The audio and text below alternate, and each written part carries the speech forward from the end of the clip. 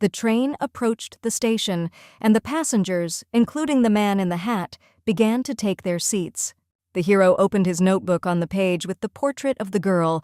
It was again Baroness Eleanor Aesel.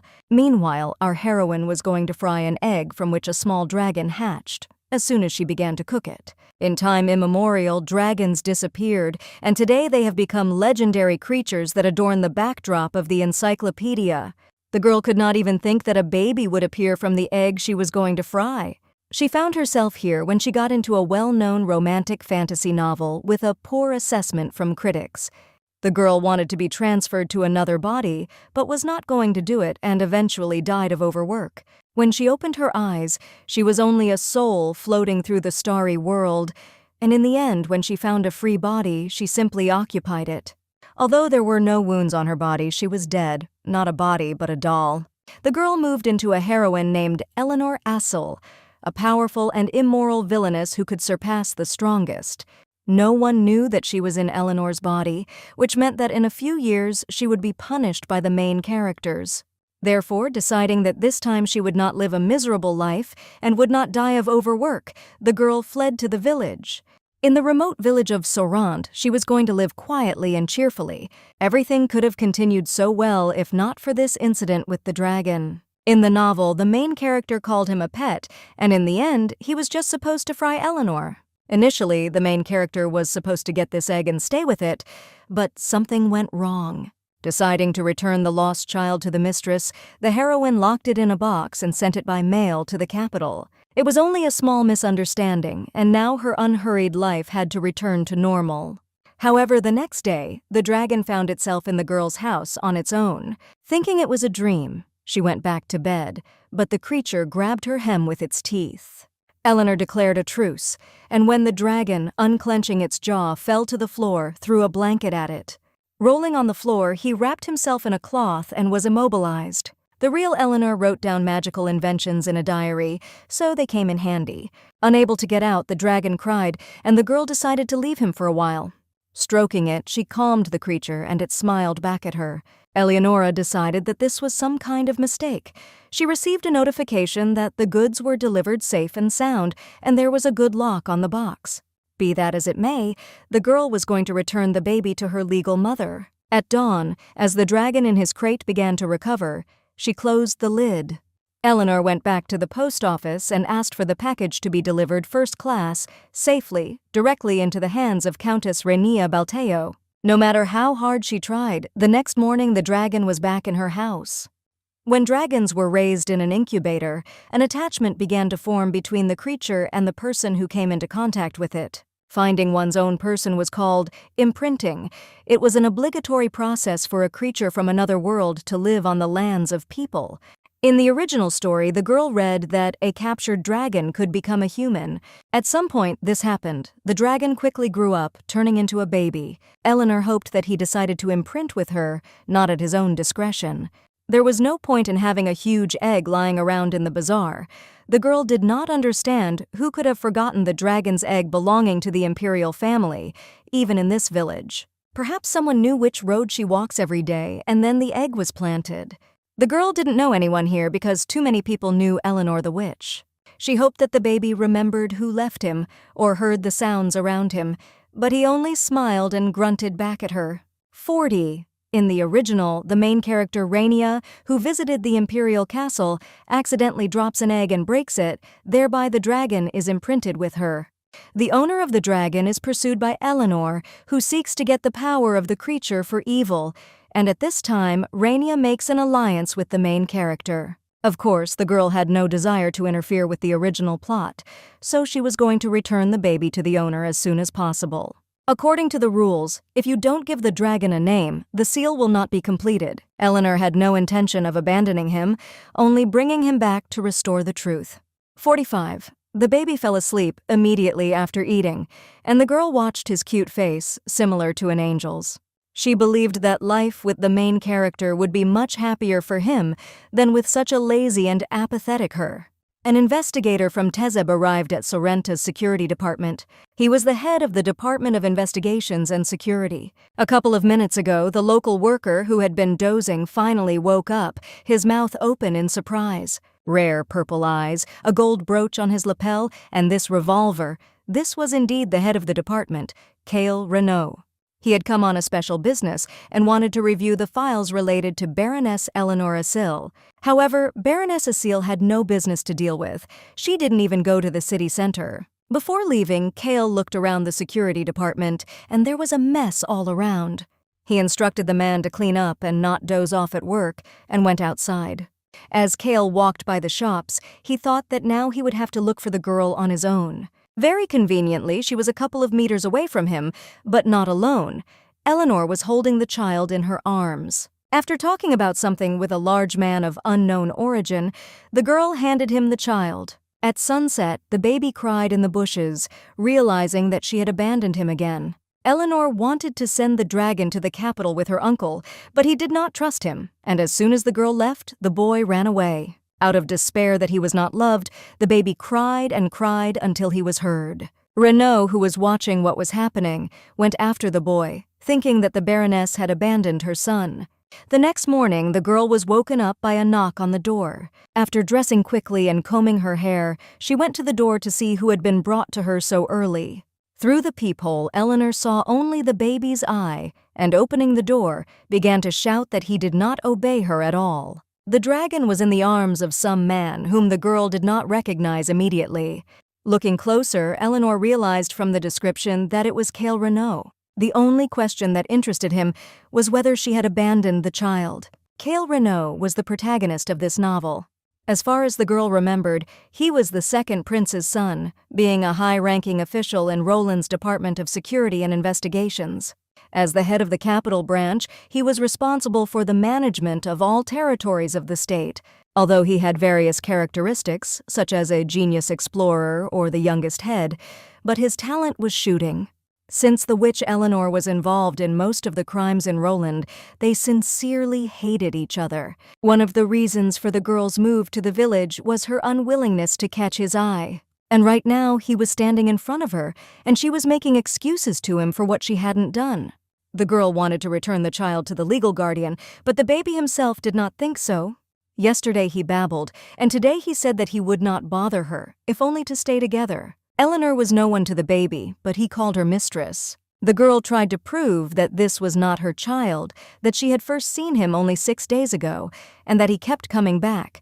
But Cale had already begun to write something down in his notebook. Negligent attitude towards the child, suspicion of violence, unsuccessful attempt to quit. He was shocked that the baby calls his mother the mistress, and decided that she forced him.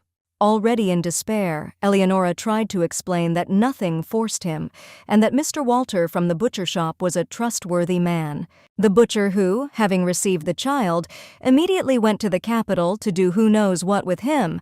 This is how Cale saw the situation. Of course, the dragon's guardian lived in the capital, but the girl had no evidence to that effect, so her words were considered empty. Renault informed her that he needed to take a statement. In addition, the Baroness was included in the list of suspects in the case of the missing egg of Lisabelle Guignot. She had enough criminal records that His Highness the Roland Empire had issued an arrest warrant. In a panic, Eleanor grabbed the man's hand and asked him to come over to talk. He clearly did not intend to do this, so the girl looked around for a suitable object. A rope hung very conveniently on the handle of the cabinet. She wrapped Cale around her but overdid it and tied them together.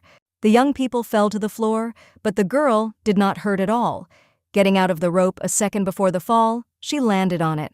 Eleanor stood up immediately, but her head began to spin sharply. Cale had forgotten that one must always be armed when meeting her, and did not suspect that the Baroness did not think at all about her behavior.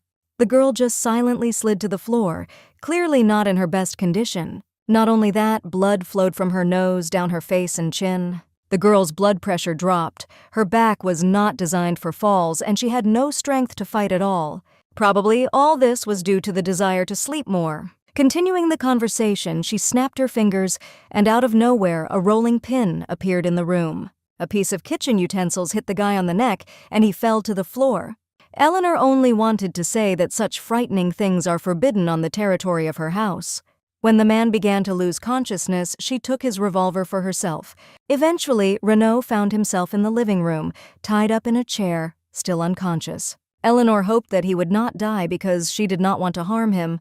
Just in case, the girl asked the baby not to transform into a dragon in front of his uncle and stop calling her mistress. She did not know how to raise a creature, how he was a parent, and even more so did not want to interfere in the plot of the novel. Eleanor just wanted to relax, just continue to rest alone. Deciding to somehow deserve a place in this house, the kid promised that he would protect his mistress. If the mistress was in trouble because of that man, he could take care of it by using fire. Eleanor was alarmed that this should not be done, and the baby began to cry. He looked cute, but he was still a dragon. Besides, according to the plot, he killed the owner of this body. Realizing that she would die if she got rid of the child, Eleanor decided to take care of his upbringing in advance. She promised that she would not kick him out if he did not kill indiscriminately. You can't hurt other people and deceive them. You can't steal either. Even if he really wanted to, he should stop if he got confused and ask the girl's permission. And if the uncle does not notice that it is a dragon, the baby can stay with Eleanor. Delighted, the boy threw himself on the girl's neck to hug her with all his strength. She introduced herself to Noah and asked not to call her mistress anymore. This did not mean that they were imprinted, just began to live together. If the baby would take good care of Noah, she was willing to think about imprinting. The baby wanted to object, but the girl insisted that children should not be awake at such a time, and took him to bed. Noah herself went to bed and asked him to watch his uncle if he did not sleep. Meanwhile, Cale came to his senses and freed himself from the rope. Looking around, he decided that he needed to find his things first. The decor of Eleanor Assel's house was too simple, even careless, quite different from that chic and spacious mansion in the capital. In the village, Eleanor Assel led a modest life, as if something had changed in her behavior. Looking into the room, Cale saw a beautiful sleeping girl. As he continued to search for his belongings, he thought it would be nice if her affairs were as beautiful as her appearance. Suddenly, the boy was stopped by the same kid. It seemed that he had grown up and spoke better and more clearly than yesterday. The boy promised that he would not stand aside if the man touched Noah. Not only was this confusing, but he was also embarrassed by the fact that the child did not have a name, because the girl had not yet given it to him. A strange rapid growth, an unusual address as a mistress, no name. All this spoke of one thing. Cale asked who the baby really was, but he couldn't say because he had to be good for Noah. The dragon remembered how the girl had taken care of him, and his soul became so warm that a blush appeared on his face. He couldn't tell who he was, but the uncle probably already knew. It was enough to kill him and get rid of the obstacles, but Noah asked him not to. Then the kid offered to make a deal with him. The uncle had to make sure that the girl could not get rid of the dragon, and in exchange, he would not kill him and would not interfere. On the one hand, Cale could not allow Eleanor to imprint herself with the dragon. On the other hand, in order to prevent this, it was necessary to investigate everything and get closer to her, so the investigator agreed to make a deal. Noah woke up in the late afternoon, having slept almost all day. Lately, she had been dizzy, and her head was splitting so much that she decided to sleep a little more. Remembering the main character, the girl immediately jumped out of bed and ran to the next room. He was without a rope in his arms, and in his jacket he sat behind a chair, reading a newspaper. Being clean, Cale again paid attention to the mess and hinted that it was worth tidying up.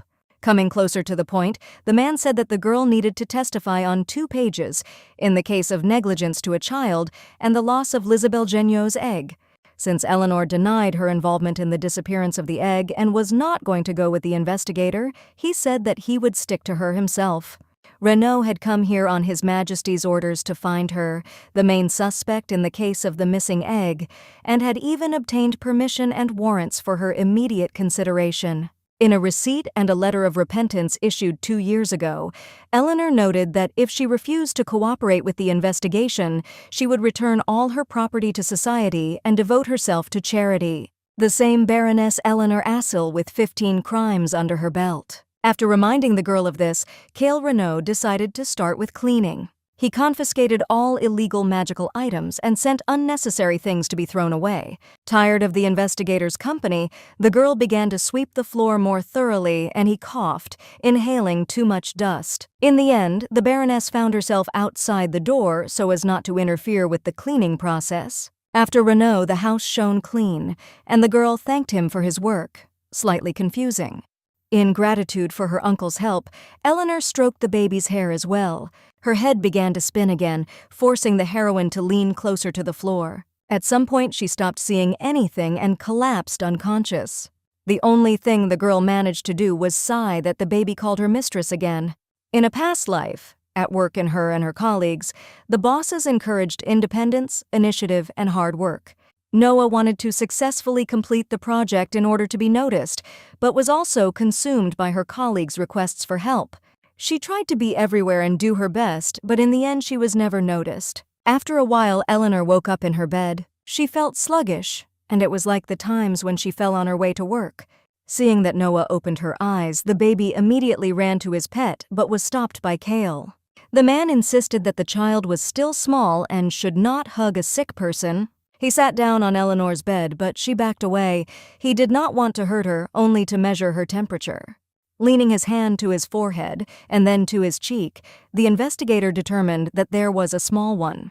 People rarely fainted at this temperature, so he decided to feel his hand just in case. Noah was not usually so tired.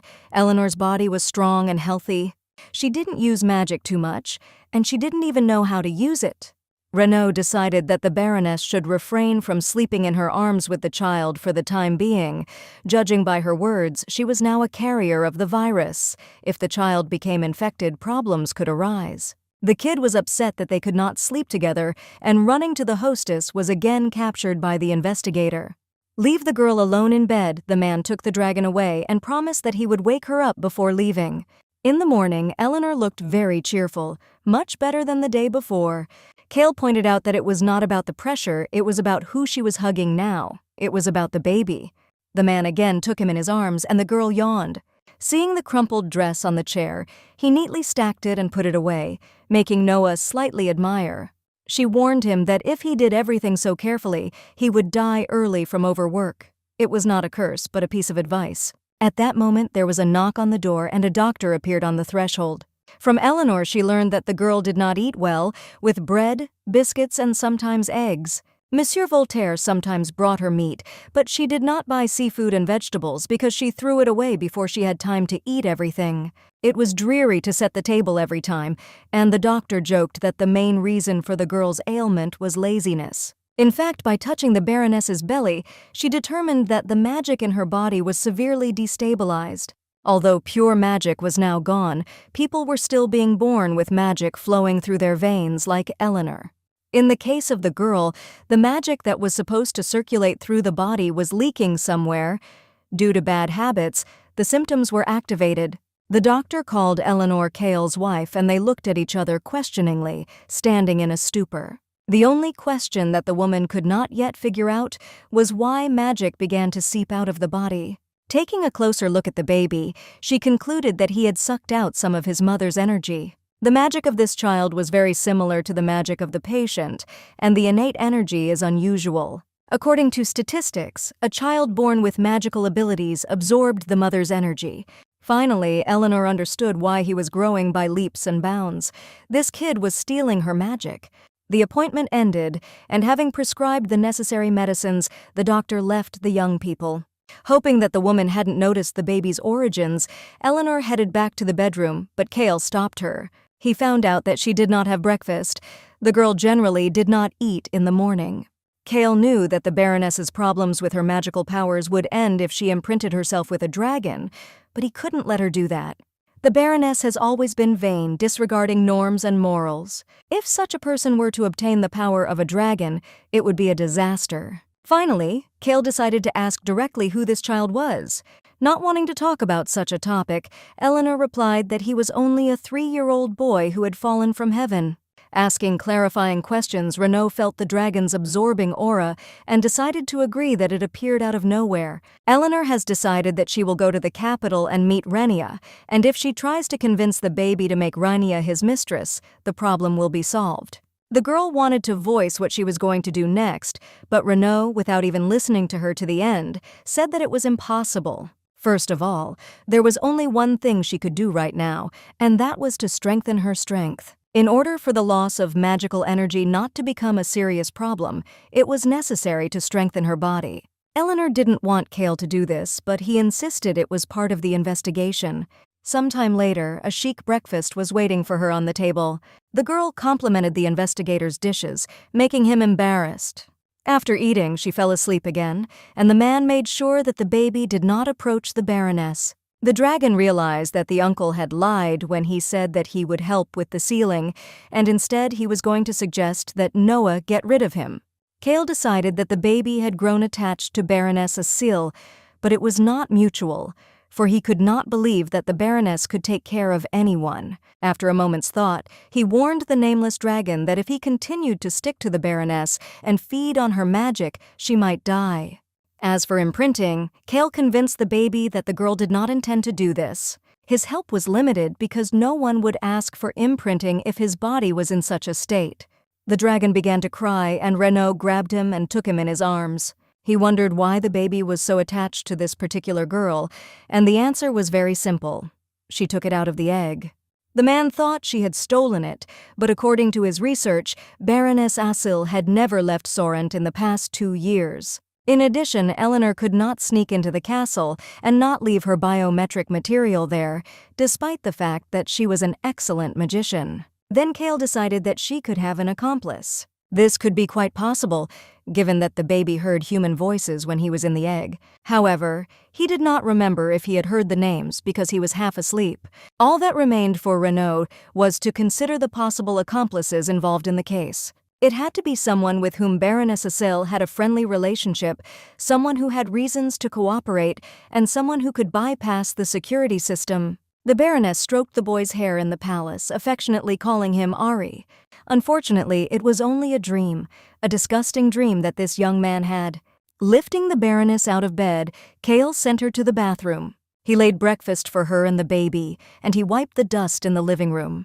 Cleanliness was one of his basic rules of life, so he was afraid to even go up to the 2nd floor. I can imagine how dirty it was. Asking if the baby had eaten, Eleanor expected a joyful exclamation, but it was suspiciously indecisive. She noticed that the boy's eyes were red and he was crying, although he tried to deny it. If you look at it this way, he hadn't grown at all because he lacked magical power. Eleanor called him to her and hugged him so that he could get at least a part of it. Noticing this, Kale asked the girl to let the child go, for he knew that the day before she had taken the boy and slept with him. Now the man was responsible for her, so he took the dragon in his hands to separate them from each other. The Baroness muttered something in displeasure but pretended to be grateful for the meal, although she did not finish her breakfast. Kale sighed discontentedly. In 2 years, the girl lost about 5 kilograms. There was nothing he didn't know about it: age, birthday, height, weight, fingerprints, walking distance. It was a little creepy, but not surprising, considering how much time they had spent together. Baroness Eleanor Asil was guilty of 15 crimes. It was time to go for a walk, and the girl was going to take the baby with her. Still indecisive and frustrated, he decided that he would stay at home. At night, when it was time to go to bed, the baby flatly refused to sleep with Noah, wrapped in his blanket on the chair. He claimed that he was no longer a child. 10 days had passed since he hatched, so he could sleep alone. Surprised, but determined not to interfere with the boy's independence, Eleanor went to her room to get ready for bed. Looking around the bed, she felt uncomfortable without the dragon. In the end, the girl returned to the living room, found a crying baby under the covers, and took him with her.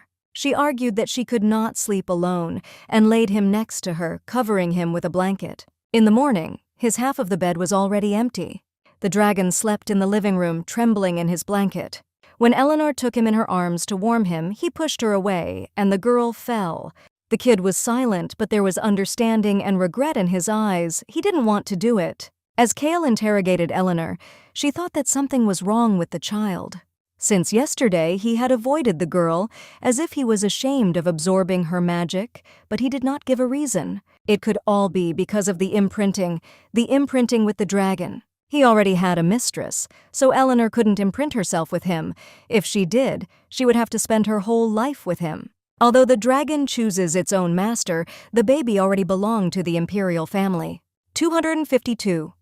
A man with a dragon must participate in state events, so when a dangerous situation arises, the first thing to do is to turn to them. Eleanor was not sure that she would cope with such a responsibility. Besides, the baby stopped growing normally. He used to grow every day, and now nothing changed for several days. Pulling the Baroness out of his thoughts, the examining magistrate asked again if she had been in contact with Adrian Rosinel lately. To the man's surprise, Eleanor didn't even know who it was. When he was done, he said that he had to leave early on business in Sorrenta's department and gave the girl a list of products that needed to be bought. As they were leaving, they both looked back at the kid reading a book alone. Renaud decided that he couldn't leave them alone, so he went with the girl, leaving the dragon at home. When Eleanor returned with her shopping, the house was empty. She went around all the rooms, but the baby was nowhere to be found. Thinking that he could go outside, she immediately ran out and began to call out to him. The girl even asked an old woman passing by if she had seen the child, describing what he looked like. The baby did not have a name, so the search was difficult. Closer to night, sitting on the stairs in the house, Eleanor worried about the dragon.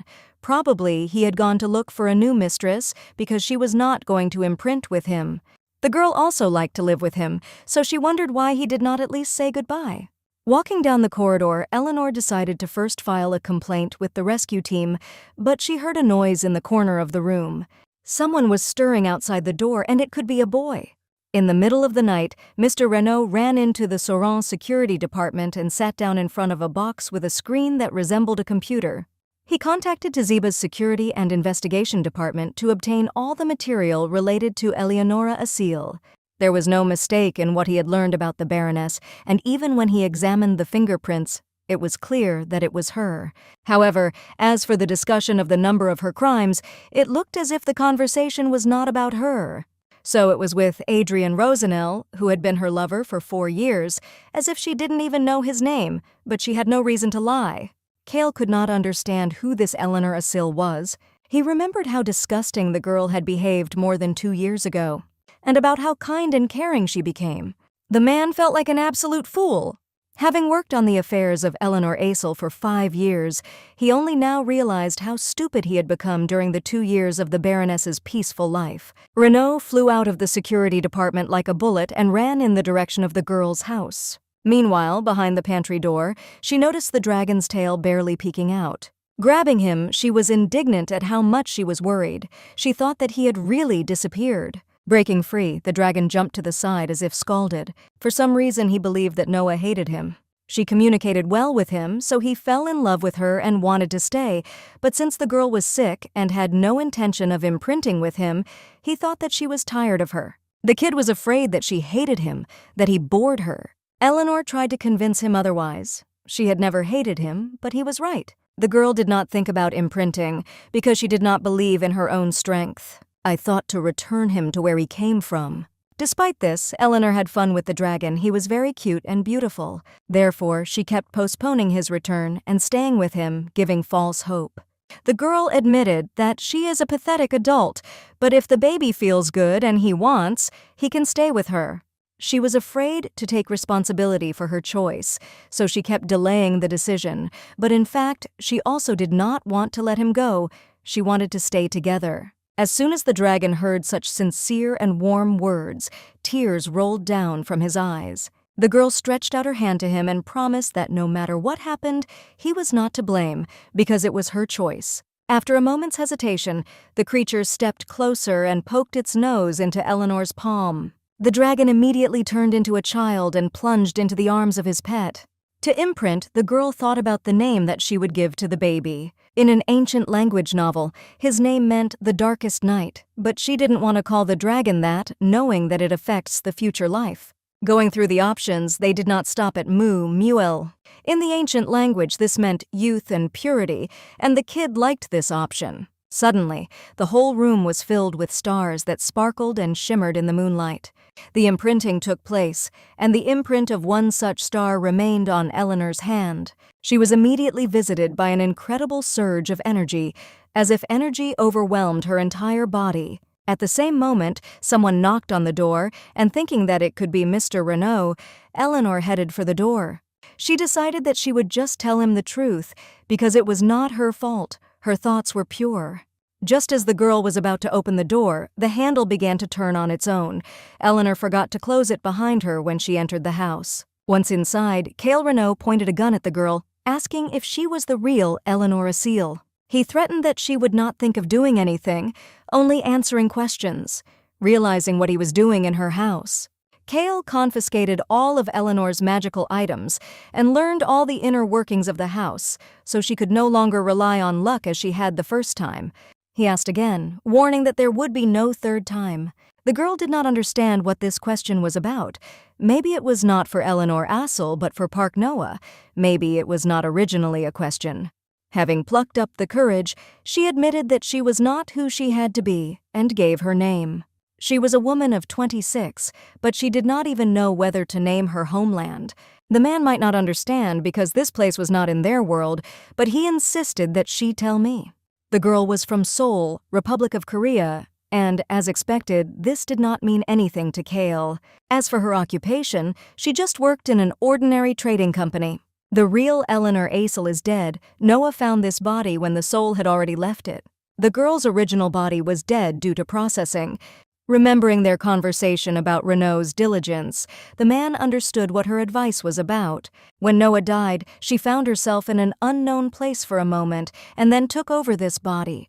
The girl did not know why she had taken it, and among other things, she did not want to get Eleanor's magical abilities because she did not even know how to use them. All she could do was cast magic using it in a reference book. The rest was Eleanor's innate magic. Noah couldn't stay calm any longer, so she shouted that she would cooperate when Cale asked her about it. She asked to put the gun away, but Renault doubted whether he could trust the girl's testimony. Having no material evidence, trust a girl from another world who has swallowed someone else's soul. After a moment's thought, he lowered his revolver. There was a mark on Eleanor's hand, and Renault realized that she had already imprinted herself with a dragon.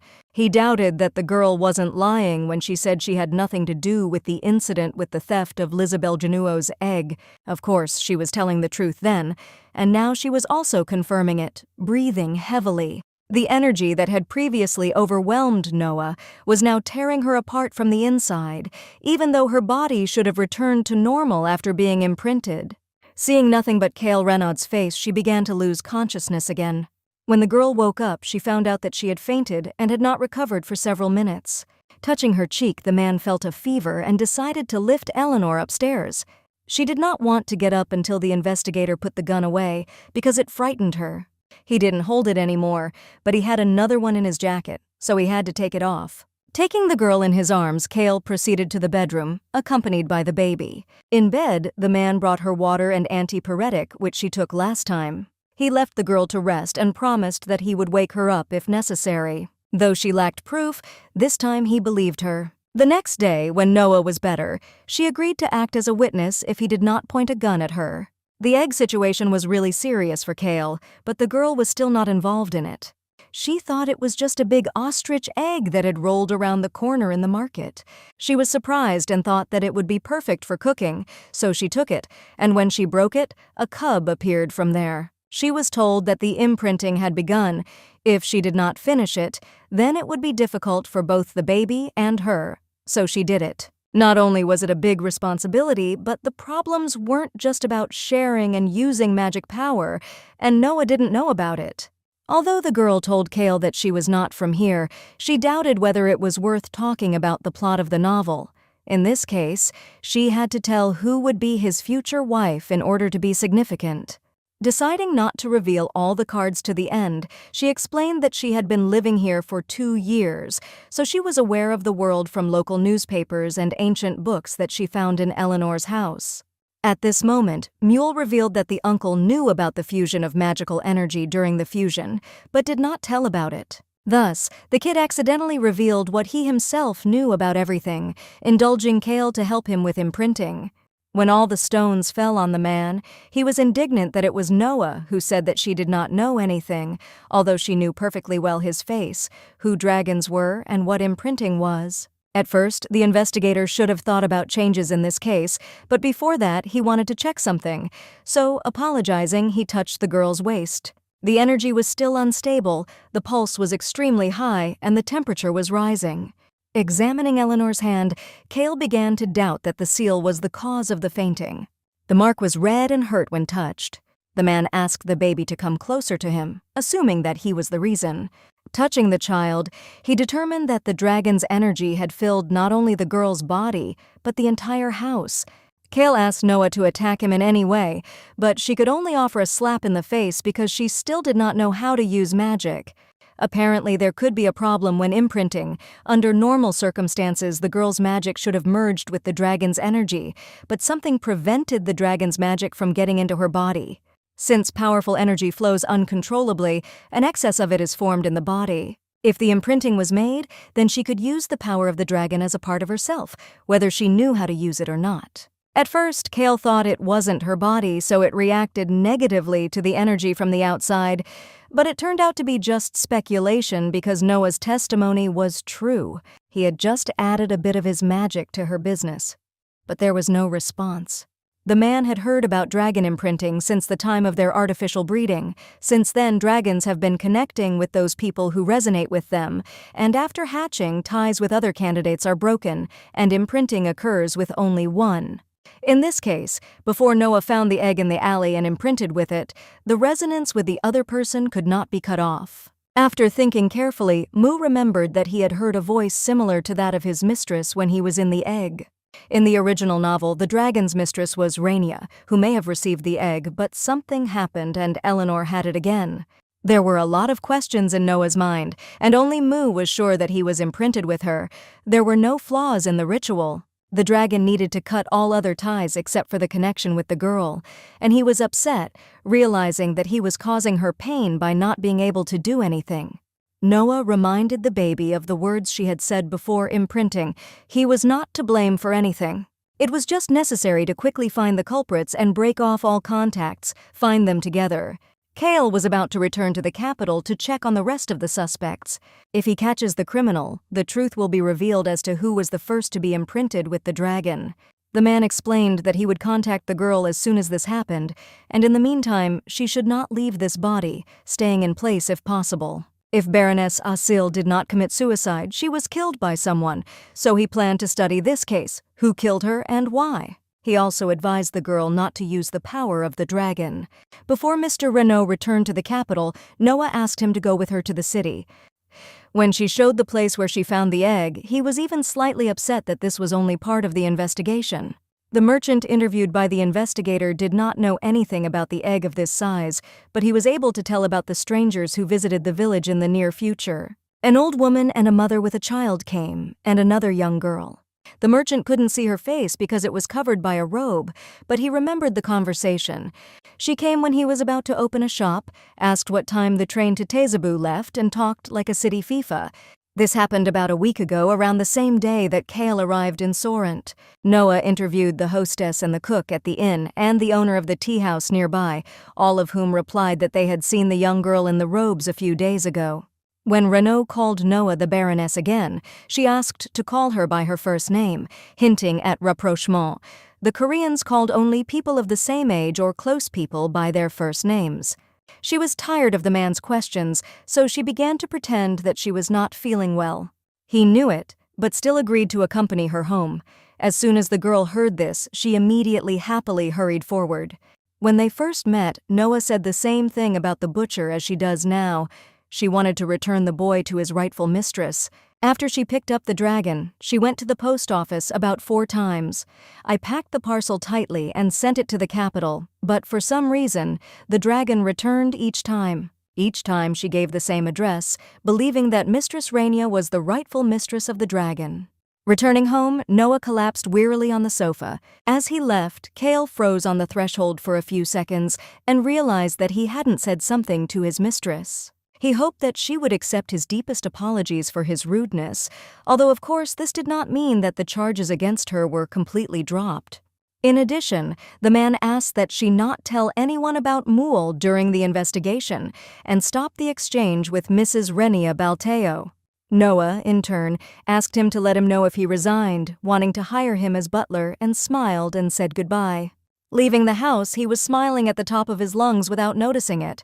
As he waited for the train, Kale looked at the notes in his notebook. It was 6 hours before the stop in Runazel, and the road to Teziba took at least 4 days, passing through Edmen or Batwana.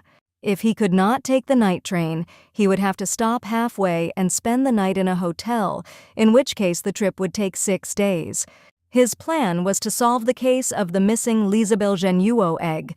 the misappropriation case of the Rendia Public Security Division, and the case of the disappearance of a group of Nobiscos miners. After a little thought, Cale also wrote down the case of the murder of Eleanor Asil.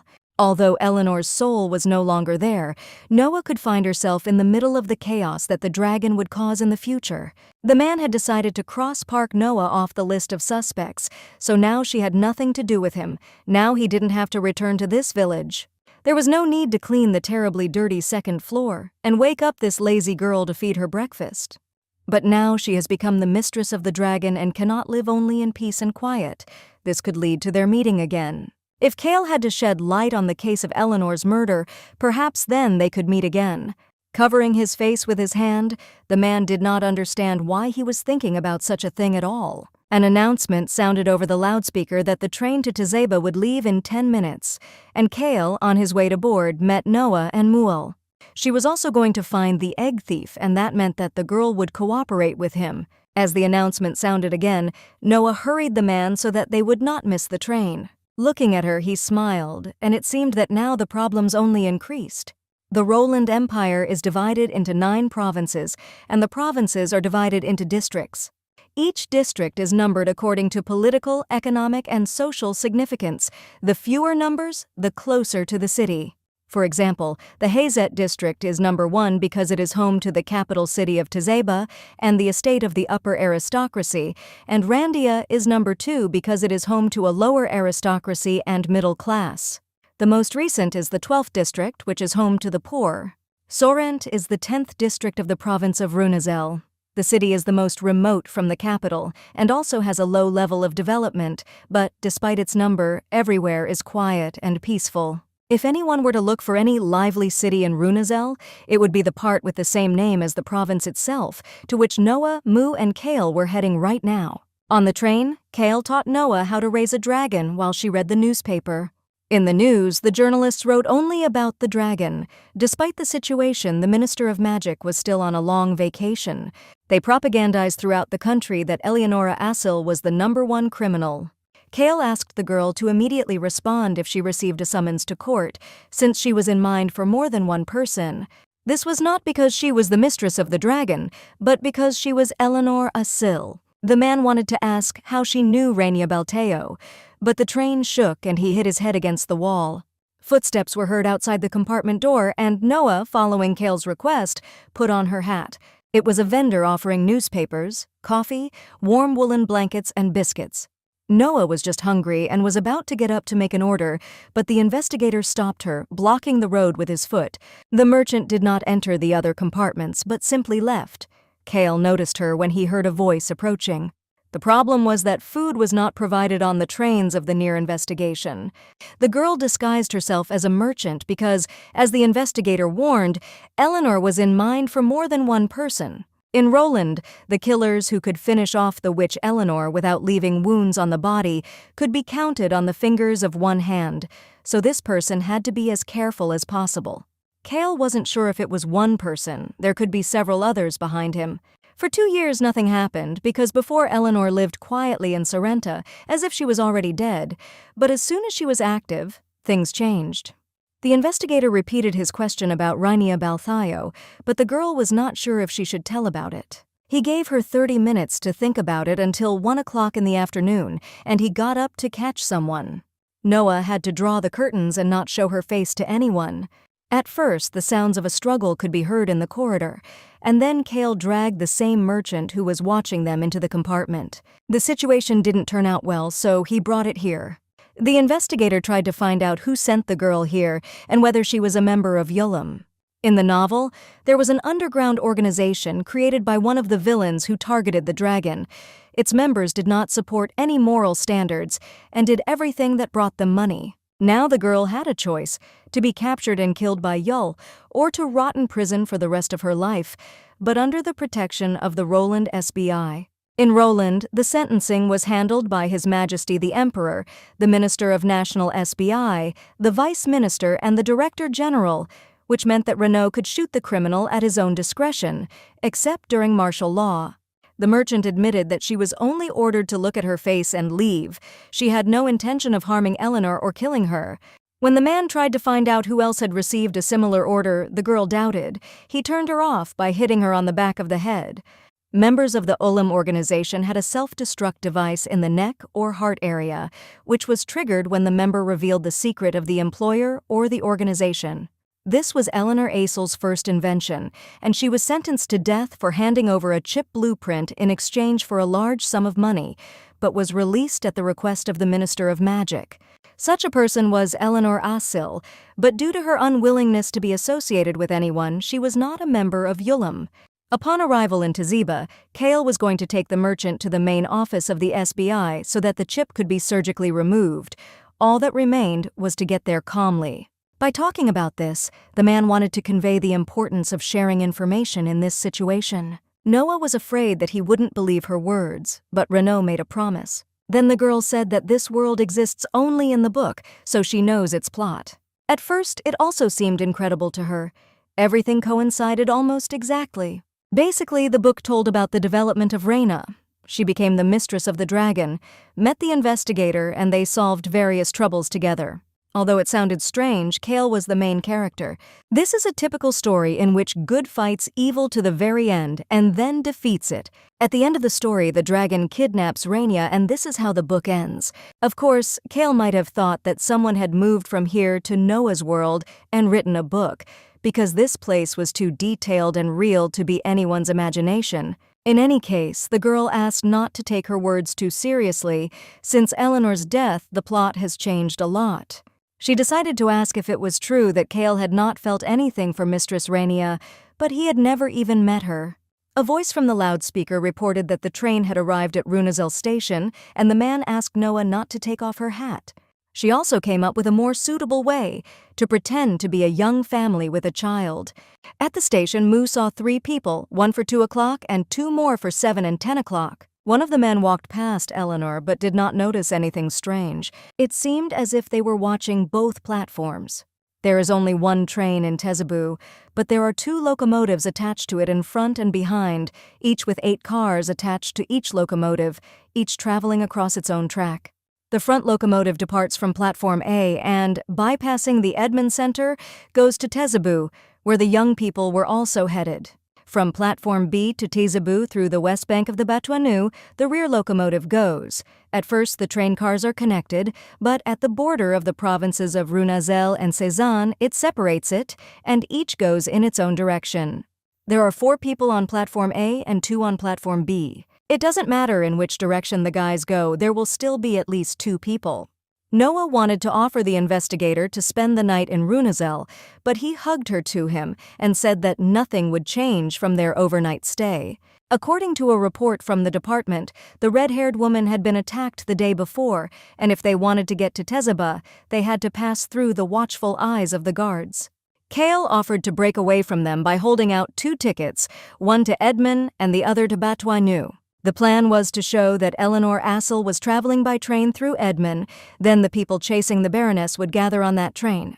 Getting on the train, the girl had to turn invisible with the help of Moo's magic. When all the observers had boarded the train to Edmond, Kale would give the signal, and then Noah and Moo would move to the 9th car bound for Batuana. Moo could make Noah invisible for about 30 minutes, and that should have been enough. The girl felt normal and was setting herself up for success. The man held out his hand to her, and the plan began. Eleanor took off her hat, let her hair down, and then the other passengers noticed her. Moo made her invisible. It was so magical that the girl was even confused for a second. Being in the 2nd car, she was in a hurry to get to the 9th before departure. To signal her presence to Kale, she touched his shoulder with her hand.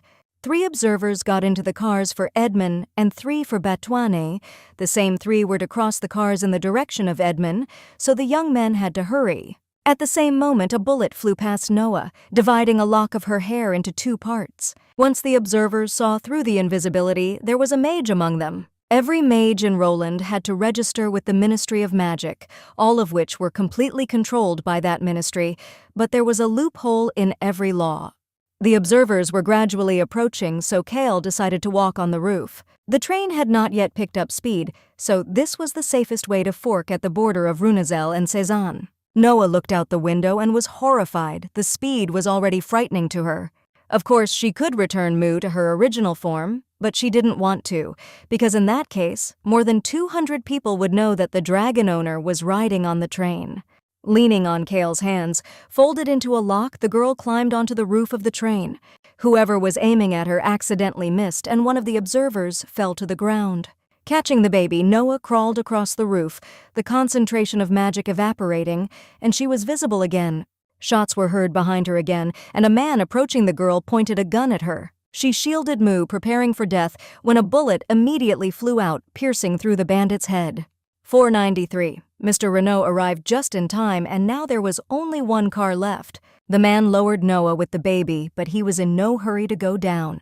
He stayed behind to deal with the rest of the observers, and the young people parted ways. Kale looked the girl straight in the eye and smiled, promising that they would meet at noon in 3 days at Batuanu Station. The cars detached from each other, and Noah stared at the man's figure for a while, growing smaller and smaller. Kale stained the remaining wagons with blood, dealing with his pursuers. Even during the chaos, the voice from the loudspeaker continued to sound the same as before. Approaching the driver's cab, the investigator put the gun to the man's head. He shot the big man in the thigh and wrist as soon as he turned around. Kayla wondered where the train was going. The chip in the driver's wrist was broken, so he could answer his questions directly. The man remained silent, and then the investigator hit him in the face as a preventive measure. Stammering, the driver could hardly pronounce Roland's Ministry of Magic. Under the robes, he saw a sign of belonging to the Ministry of Magic. The plan was to capture Eleanor Assel, who was not going to be secretly killed because there was no one crazy enough to touch this woman. Someone from the Ministry of Magic plotted to kidnap her as soon as she left Sorrenta. It would be logical if the same person was behind the kidnapping and murder of Baroness Assel.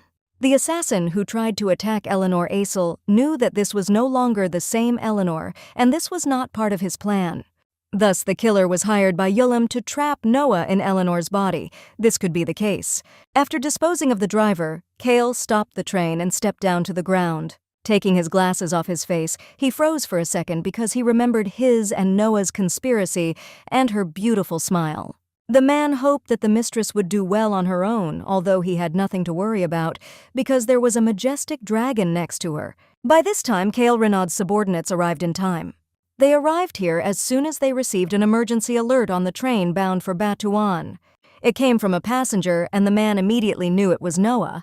Kale instructed his subordinates to immediately send a request to their superior for the right to establish a relationship between Yull and the Ministry of Magic. On the train, Noah's bones ached. Her life ability could fall below the baseboard, so it was worth getting to the capital faster and cutting the connection between Rania and Mu. If they arrived calmly, they would meet Kale at Batuanu Station in 3 days. Noah was worried about whether they would be able to meet again in one piece, and tried not to think about it, convincing herself that Kale was a pro. At night, the girl woke up to check on the baby. He stood at the window and looked at the sky, wondering what the things that shimmered in it were called. The stars were similar to what he had seen when he was in the egg. Amazingly, Park Noah, who worked in the office without breathing and didn't think about looking up, finally looked up at the clear night sky from the train window. When Mu finally fell asleep, there was a knock on the compartment door. Someone claimed that they had booked a place and asked to go together. The woman was told that there were no free compartments, but she also reserved these seats, and could have had problems if she had been caught in another compartment. Her voice was similar to that of an old woman, so Noah could not refuse the request. She opened the door. An elderly woman and a guy in a robe sitting next to her entered the compartment. He was incredibly handsome, though Noah wasn't surprised, even when she saw Kale Renaud. The blonde man called Eleanor by name and generally behaved as if they had not seen each other for a long time. At the same moment, the old lady disappeared. It was petty magic.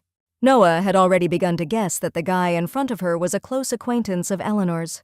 He brought the girl's hand to his face and kissed her, baffling her. Without thinking twice, Noah pretended that Eleanor had lost her memory. She made it clear that she did not know the guy and met his uncomprehending gaze. The girl grabbed him by the collar of his shirt and began to scream, trying to find out who he was. The stranger was her friend and lover, not only her benefactor, but also the man who knew her better than anyone else in the world. He took Eleanor's hand and she immediately threw her aside. Finally, the stranger realized that this was not a joke, and he was sincerely upset. Noah assumed that this man was a pervert who, knowing about her amnesia, was lying about their love relationship. The guy decided either she decided to play a joke on him that she didn't remember anything, or for some reason she kicked Eleanor out of her body and occupied him instead of her. He directed a magical blow in her direction, and it was deflected. The guy apologized. He just wanted to check if she was the real Eleanor, and finally he was convinced of it. He didn't want to hurt her, but wondered what kind of child was next to the girl and how it had blocked his magic. At some point, Noah was so tired of the stranger that she tied him up with a rope from under the seat and threw him into the corridor. Asking Moo to tell her if the guy decided to come again, the girl went to bed. She only wanted to get to the capital in peace, but as soon as they left Sarant, a series of troubles began. In the morning, when Noah heard that the train would be at the station for a while, she woke up and immediately sneezed. They needed to get to the capital as soon as possible, so she didn't want to get off the train and stop somewhere for the night, but there was nothing she could do. As soon as he and Moo got out of the compartment, the same stranger surrounded the girl with his annoying chatter. She gave a command to the dragon, and it went on the attack. Now she could rest at least a little. In the late afternoon, Noah collapsed on a bed in the hotel. Remembering Mr. Renault, she immediately jumped up from her seat and went to the landline. The girl contacted the branch of the Department of Security and Investigations of Cezanne to be connected to the Department of Runazel Province. After reporting that the day before she had called about terrorists on the train to Edmond, Noah heard a noise on the phone and then the voice of a familiar investigator. He warned to be contacted in case a person called who told about the terrorist attack. The girl complained that she was sick, bruised her shoulder and overstrained her muscles, and he replied that a mild illness was not bad for raising immunity. Realizing that Noah and Moo were already in the center of Cezanne, Kale informed him that he could not come right away as a spell had been cast on the railway. It turned out that Roland's Ministry of Magic was connected to yesterday's terrorist, so they couldn't even ask the ministry for cooperation, and the current Master of Magic vacated his position. If nothing happened when they arrived in Batuan, the girl with the dragon should go straight to the capital. The security squad was watching Rania, and there was no need to worry about that. Noah said that she misses her, so the man should come as soon as possible. The call time was over, and she hung up. In the morning, the girl with the baby was waiting for an appetizing breakfast at the table set in the hotel cafe. The only thing that bothered her was the blonde stalker sitting at the same table with them. He was worried about his beloved, so he followed her.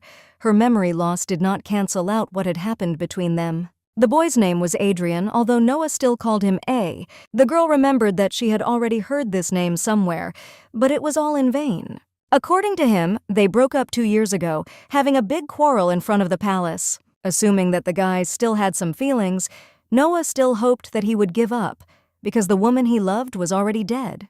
She told Adrian that she remembered almost nothing about her past, and he broke the cup. Probably the guy was really serious about Eleanor and she hurt him with her words.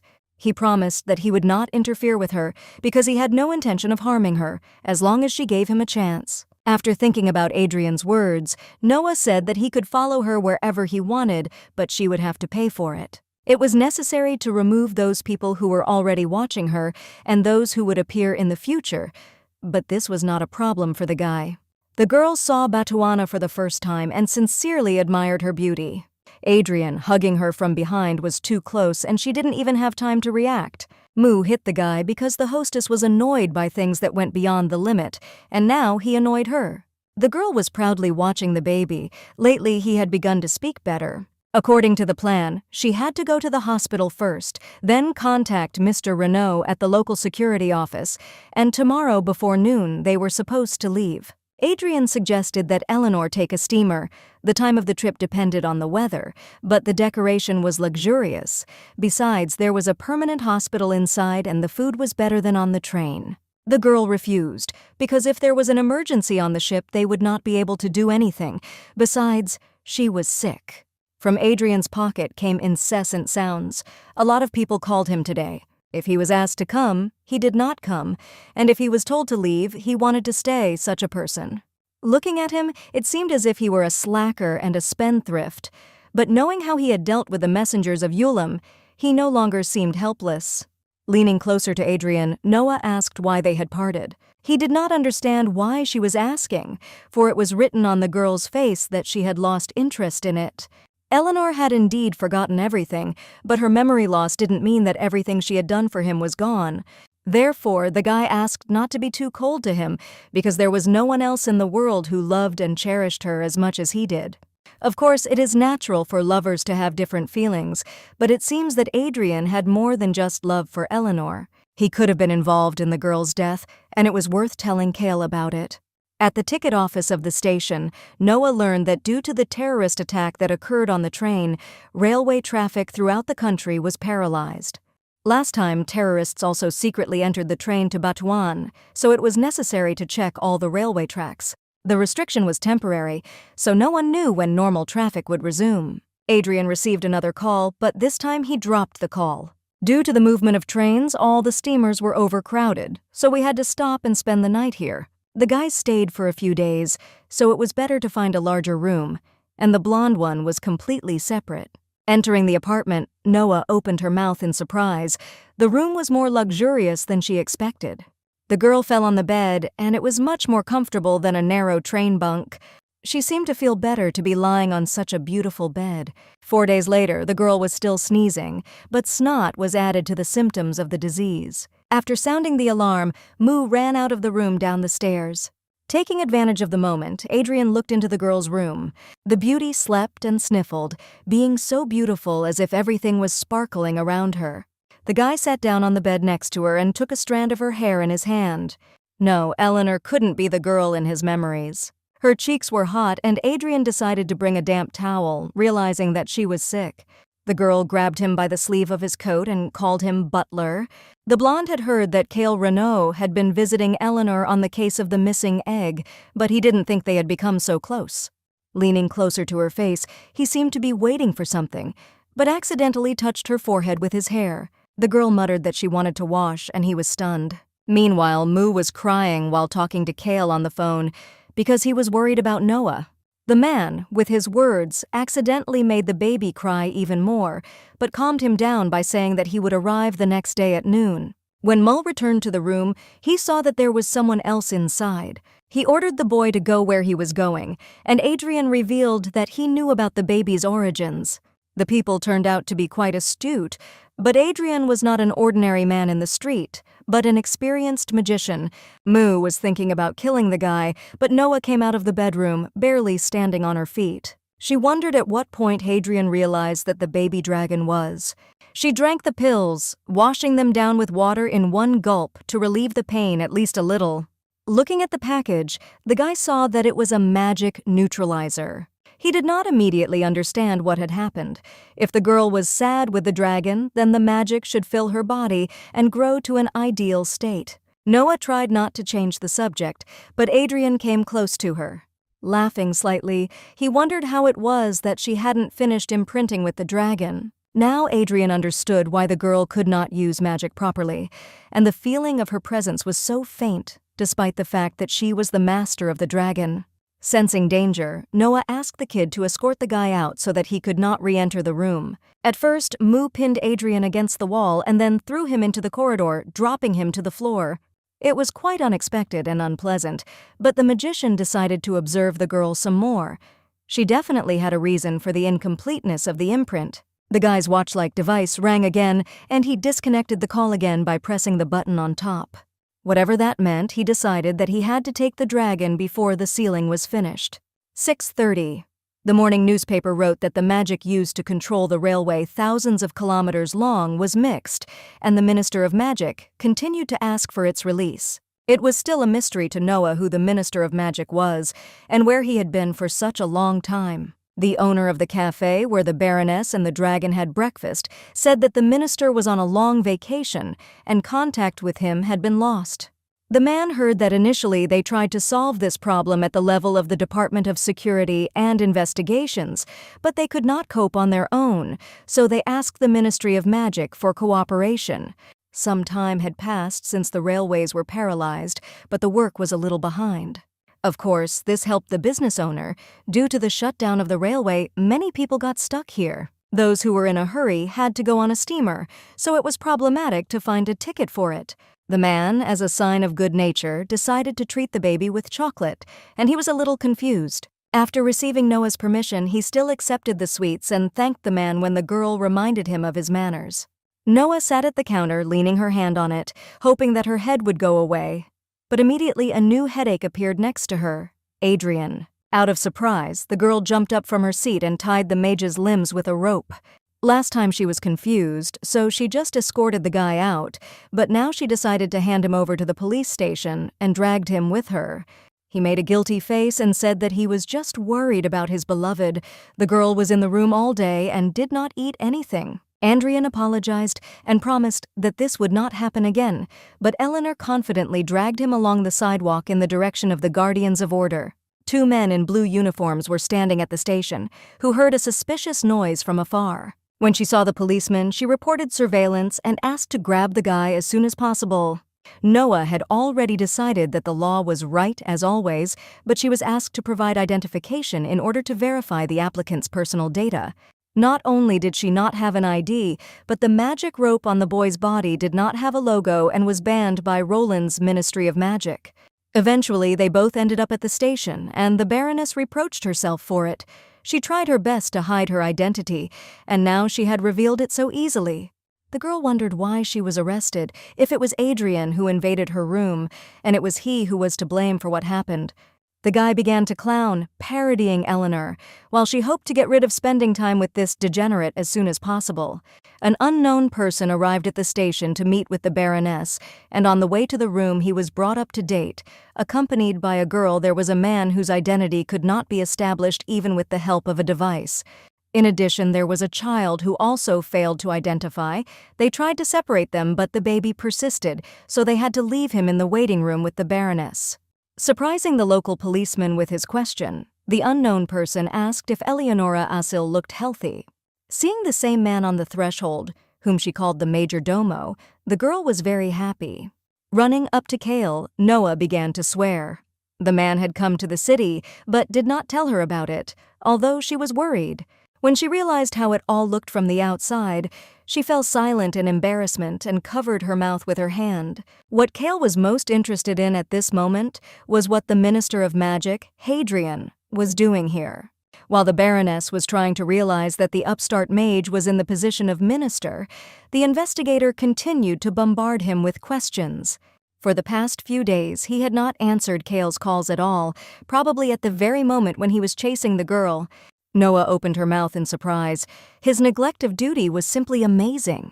Kale was worried that the girl could say too much, not knowing that Hadrian was Eleanor's longtime lover, but everything was under control. But the blonde man was very interested in when the young people managed to become so close because, as far as he remembered, the investigator was annoyed that he could not catch the witch.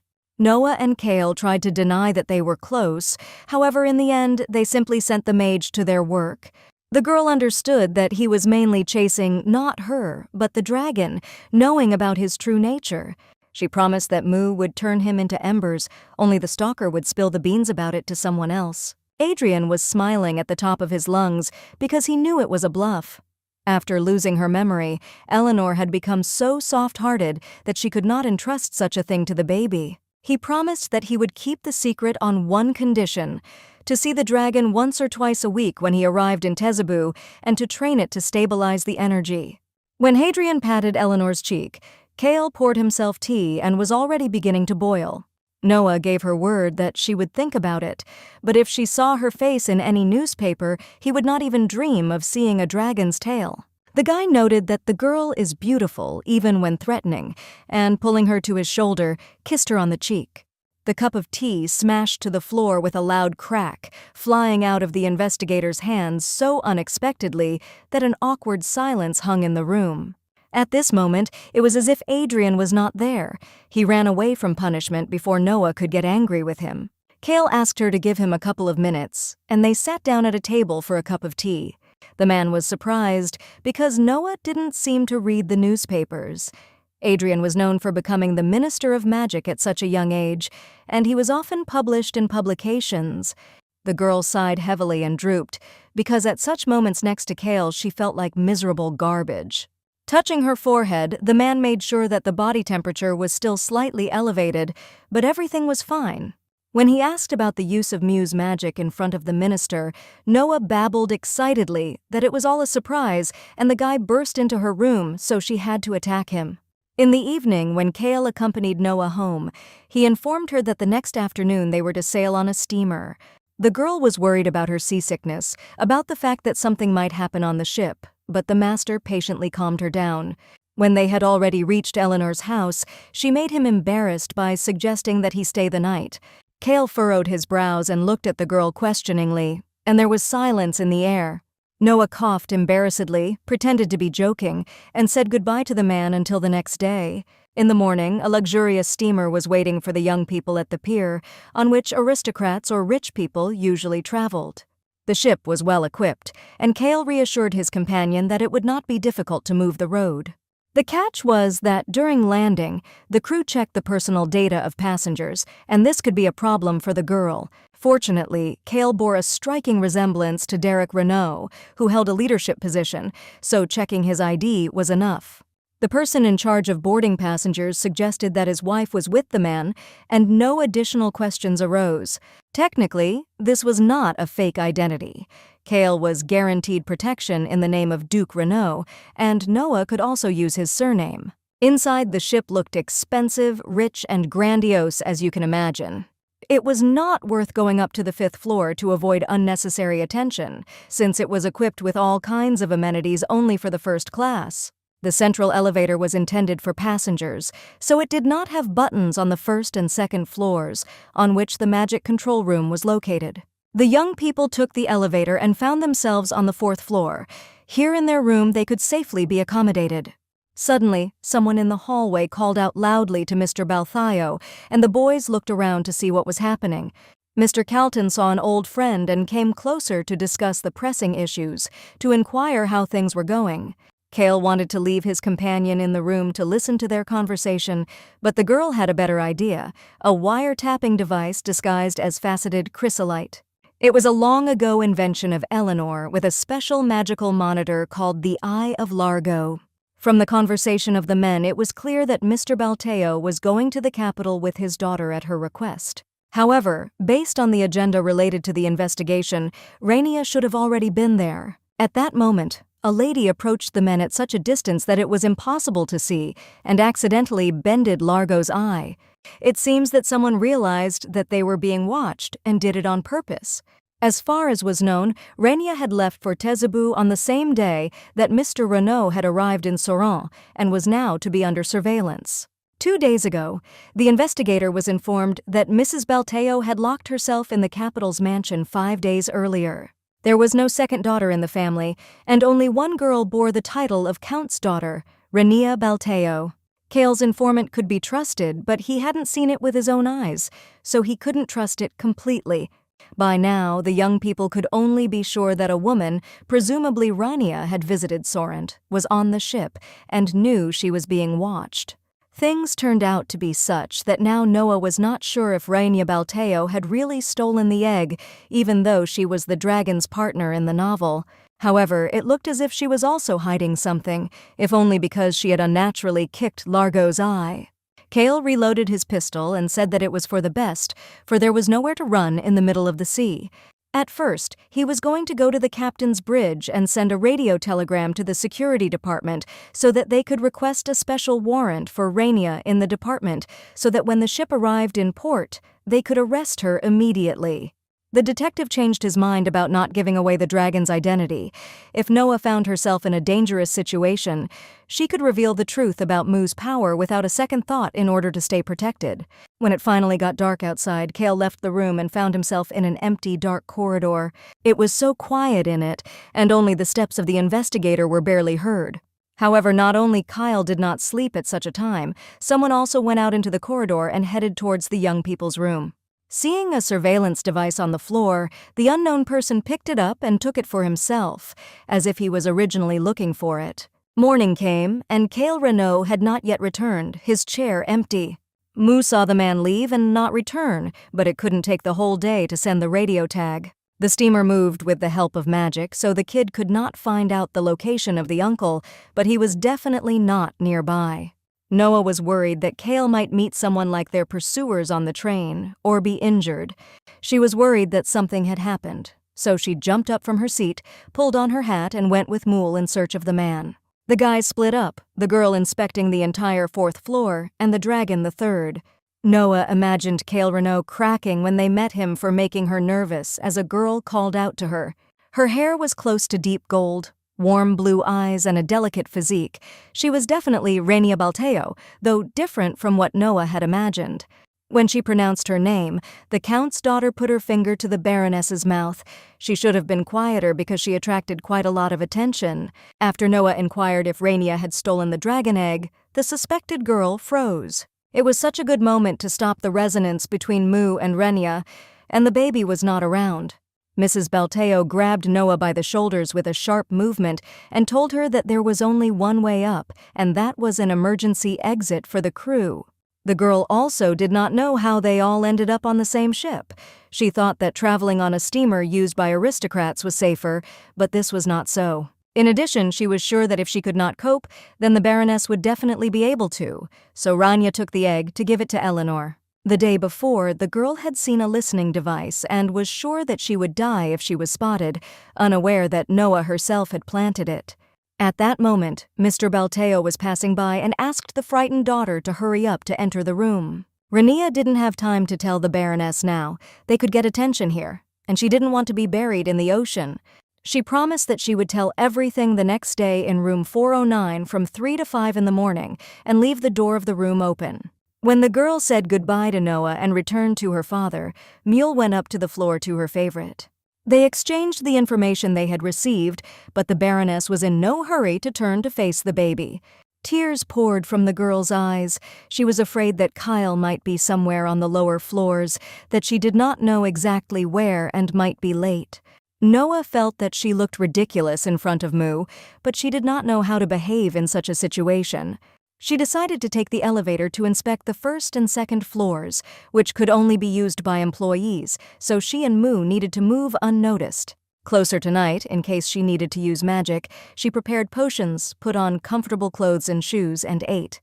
Rania said that the man could have been connected to Eleanor's death, could even be the killer, but now Noah was allowed to use the power of the dragon as a safety net.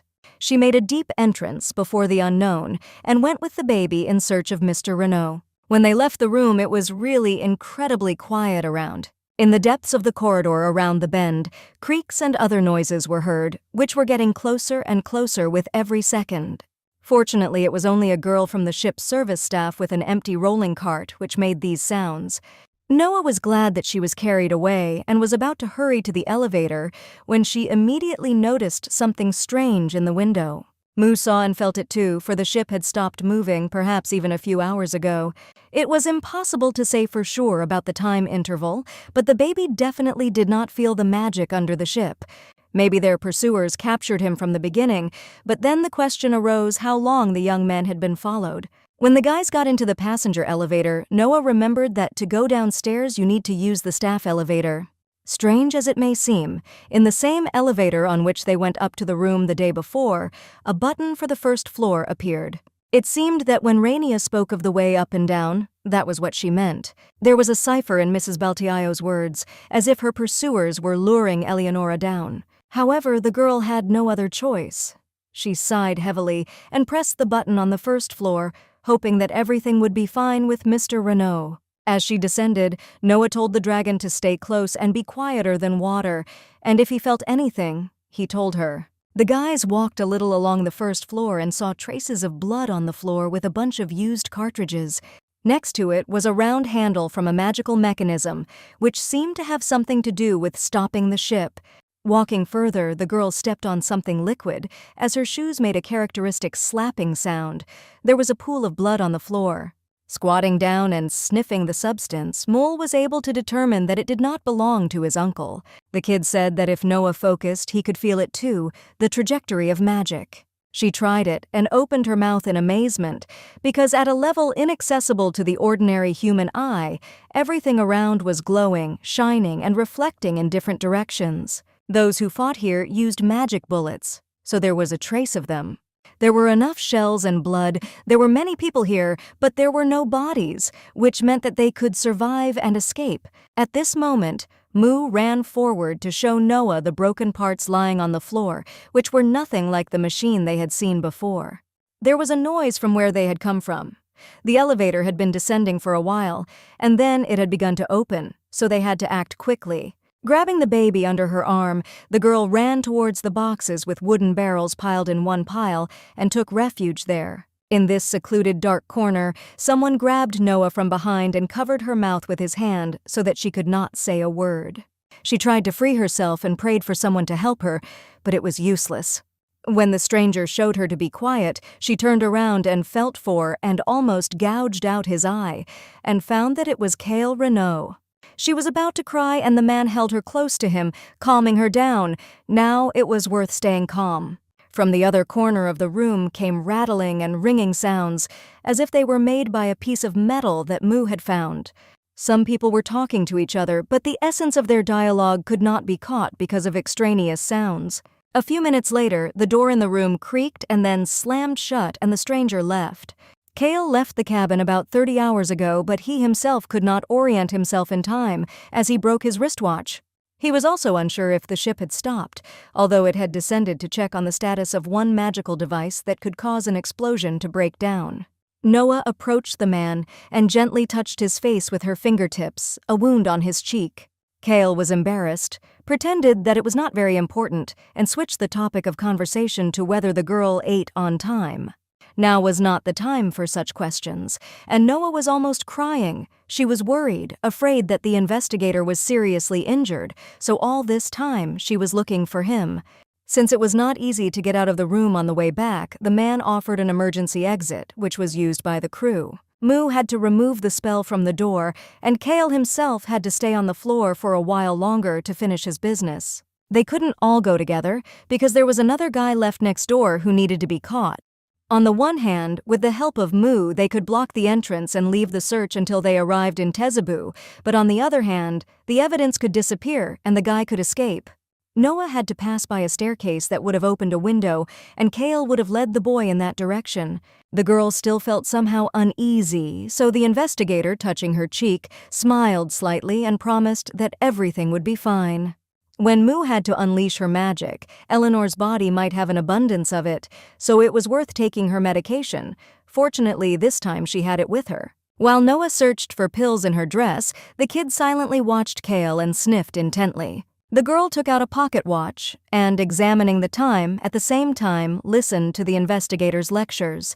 There was a little less than half an hour left, and if she had hurried to go to Rainia's cabin, she would have made it just in time. Remembering that Cale had broken his watch, Noah handed him hers and made a promise that he would be back by 6. As soon as the guys moved away a little, the man leaned on the frame wooden structure and slowly descended to the floor. Although the girl hurried Mu, he stopped, watching the investigator, and sniffed again. Cale's hand was stained with blood, and the baby could feel it even from a distance. Keeping in mind Rania's words about her visit from 3 to 5 in the morning, Noah worried that she had spent more time downstairs than she had bargained for.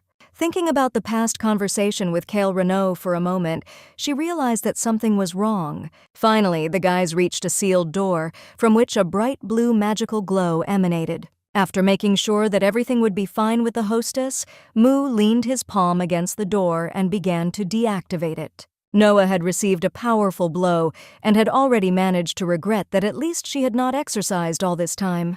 Meanwhile, Cale was busy, photographing all kinds of evidence in the room of the first floor. A man with a bloody left side of the body near the heart approached him from behind and demanded to give him the camera. Since the stranger's chances were close to 0, Cale asked him to cooperate with the investigation. This was the only way to save his life. The man claimed the opposite, that the situation was bad as well as the condition of the investigator, so it was time for him to rest. Cale didn't understand why the boys sacrificed themselves so much, whether it was a matter of loyalty or something to do with the pattern behind their ears. By this minute, the stranger's accomplices were nearby, and he ordered them to seize and kill the investigator.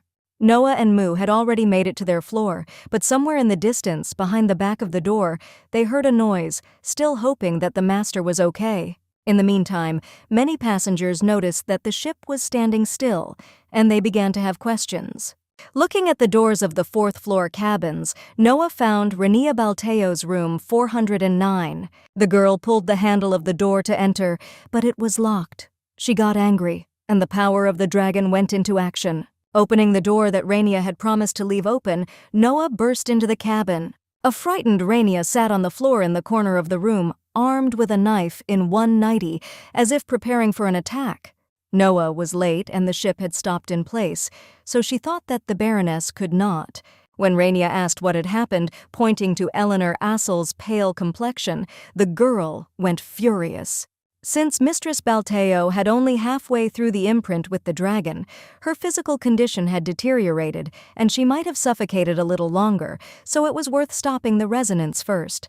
As Noah had thought, the Count's daughter had exactly the same star mark on her hand, albeit a little fuzzy.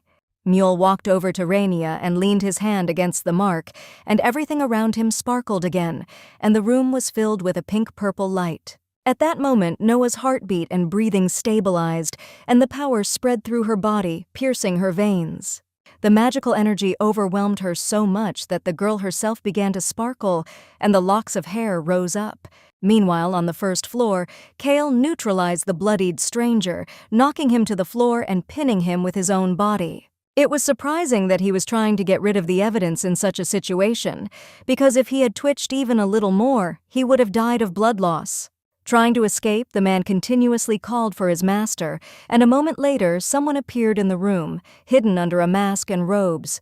Eventually, the man with the mark behind his ear died and turned into a huge piece of iron, anatomically resembling the human body.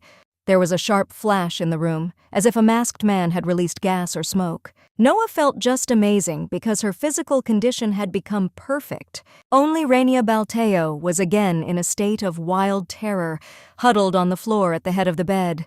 The power overwhelmed Noah so unexpectedly that she could not control it and accidentally launched a painting at the Count's daughter. Moo ran up to the girl and hugged her with all his strength, glad that she would no longer hurt. All this time he was worried about his mistress. Since the frightened Rania was unable to talk, the guys decided to talk later and return to the corridor to the rest of the passengers. The Count's daughter trembled with fear, muttered to herself, hoping that the Baroness would stop the man. After Noah completed the imprint, the people on the ship avoided her, and turned pale when they met. In the past, Eleanor had often been recognized, but it seemed that the aura of the man depicted with the dragon was making itself felt. Approaching the elevator, she opened it without much effort, and now the girl knew the benefits of magic. After the imprinting was completed, there was no longer any point in hiding the dragon's power, and Miu was especially happy about it. Noah easily understood what Moo wanted, and he himself could easily read her emotions too. It seemed that they both had a hard time because of the incomplete imprint. In fact, most of all the girl wanted now just to drink a cup of hot cocoa and fall asleep in Sorrent. After sleeping, take a warm bath prepared by the butler, wash your face, and enjoy a delicious breakfast. In the meantime, dawn was falling, and Noah looked up and decided to climb to the highest point of the ship. As she floated in the air with Moo, she reminded him not to harm ordinary people who had nothing to do with them, and not to kill them either. In addition, you need to listen to Uncle Kale, and at the moment help him defeat his ill-wishers. As it turned out, the masked man released a hallucinogen into the room, and the investigator did not believe that he would so easily miss the criminal who was right in front of him. The atmosphere on the floor changed dramatically, and while Kale was trying to remember when this had already happened, the masked man rushed to the exit. The investigator ran after him, and when he was on deck and looked up, he was shocked. Moo, having turned into a huge dragon at the girl's command, soared in the sky above the ship. Running along the deck, the criminal received several bullets from Kale's revolver in vital places. For a second, the man leaned against the railing of the ship and froze, and then flew overboard. Seeing this, the dragon stopped circling in the air and, flapping its wings, rushed down after the criminal. Of course, Kale was surprised that the guys couldn't stand a day without problems, but the dragon's flight was undoubtedly a beautiful sight. Mull flew up to the man and spat out what was left of the masked man, a pile of spare parts and wires. In the engine room, the investigator accurately shot at a person, but if you think about it, then only parts of the mechanism fell out. It could be a confusing magic that belonged to a high level, but it was difficult to deal with even for Eleanor Assel, not to mention Ulam's minions. Everyone Kale encountered at dawn were living, breathing, flesh and blood creatures, but he was no longer sure of anything. Rainia came to her senses when she heard a strange creak and words about why someone had risen if he was scared. When she opened her eyes, the Minister of Magic stood in front of her with Largo's eye in his hand. He thought it was not good to have power that could not be handled, and he knew that the dragon's connection with Eleanor was unstable because of the Countess. Rainia, whose actions were suspicious, the unknown woman who was hiding in Eleanor's body, and the head of the Metropolitan Department. It was difficult to get the three of them together, so it was worth dealing with each one individually. On the floor, Rainia was trembling with fear, and Andrian was only adding fuel to the fire, claiming that if the girl died here, no one would know about it. She hoped that the mage would kill her as quickly as possible, and she got her bullet, leaving a pool of blood under her. Having changed into the uniform of a footman, Adrian hurried to the rest of the carriage. He stayed longer with the girl than he expected. The guy made a small commotion because they were looking for him everywhere, but he returned almost on time, and there were no special questions. While Mu enjoyed the flight before arriving, Noah sat up in bed but felt fine. She thought that the room was a little cool, and that as soon as she closed the window, the shutters slammed shut with all their force. The girl should have been careful, but she wasn't sure if it depended on her desire. Noah didn't have such strong willpower. Kale advised the Baroness to start with rest and good thoughts, and handed her a mug of hot cocoa. The man had told her that the Count and Mrs. Balteo had been locked in their cabin until they arrived in Tezebu under the pretext of protection, but Noah could not understand what the smell was in the room. When she asked the investigator to come closer, he headed towards the exit to inspect the situation on deck, ignoring the request. It dawned on the girl that Kale was avoiding her, and locking the door with magic, she jumped out of bed. Noah approached the man and pressed him against the wall, starting to unbutton the buttons of his jacket, when he immediately pushed her away. Kale smelled of what looked like a disinfectant. Some passengers had been injured in the morning's commotion, and he would go into the room where they were being treated for an inspection. The girl looked first at his wound and then straight into his eyes, hoping that everything was all right. When the investigator looked at Eleanor's face, he could not shake the feeling that this was the same old Eleanor Assel, a selfish and rude witch criminal. Of course, he couldn't show that something was wrong, so he said that everything was fine. There was almost no evidence of what happened in the engine room, but there was video surveillance in it. The investigator was going to access the video recordings and study them. There were many parts of the mechanisms, but they did not look like parts of the mechanisms from the engine room. Kale was shooting at living people, which was what they looked like before he fired, and if it was confusing magic, it was worth considering something. It was hard to believe that this was confusing magic, as it was difficult even for talented magicians. Noah assumed that it might have been a blonde man, who had been a powerful man since he had become the head of the Ministry of Magic at such an early age. Adrian very quietly dealt with the pursuer on the train, but the girl did not even know how he dealt with them. Kale silently regretted being so unfriendly to Noah, knowing full well that the person in front of him was not Eleanor Assel, but seeing her face he couldn't help but feel disgusted. Meanwhile, Mu had already returned and turned into a child, quickly jumping through the window. Noah had asked him to return as soon as he saw land, which meant they had arrived a little earlier than expected. The girl looked out of the window and opened her mouth in surprise. The capital was really visible. At the pier, the head of the security department with Eleanor Assel and the dragon was met by fellow men. Penelope, an incredible beauty with short hair, was Kale's subordinate. It was she who announced that the car was waiting for the young people. The girl approached the Baroness and asked her to surrender her weapon, meaning Mool. The baby's eyes began to turn red, so Kale had to stand up for the dragon and guarantee its safety. Reading Moo's emotions, Noah began to get angry, and her strength made her hair stand on end and the asphalt around her cracked. Realizing that this was a failure, Penelope released the young people, accompanied by a dragon. As they got into the car, Noah began to weep. Kale had asked her not to think about anything, but it wasn't by her will.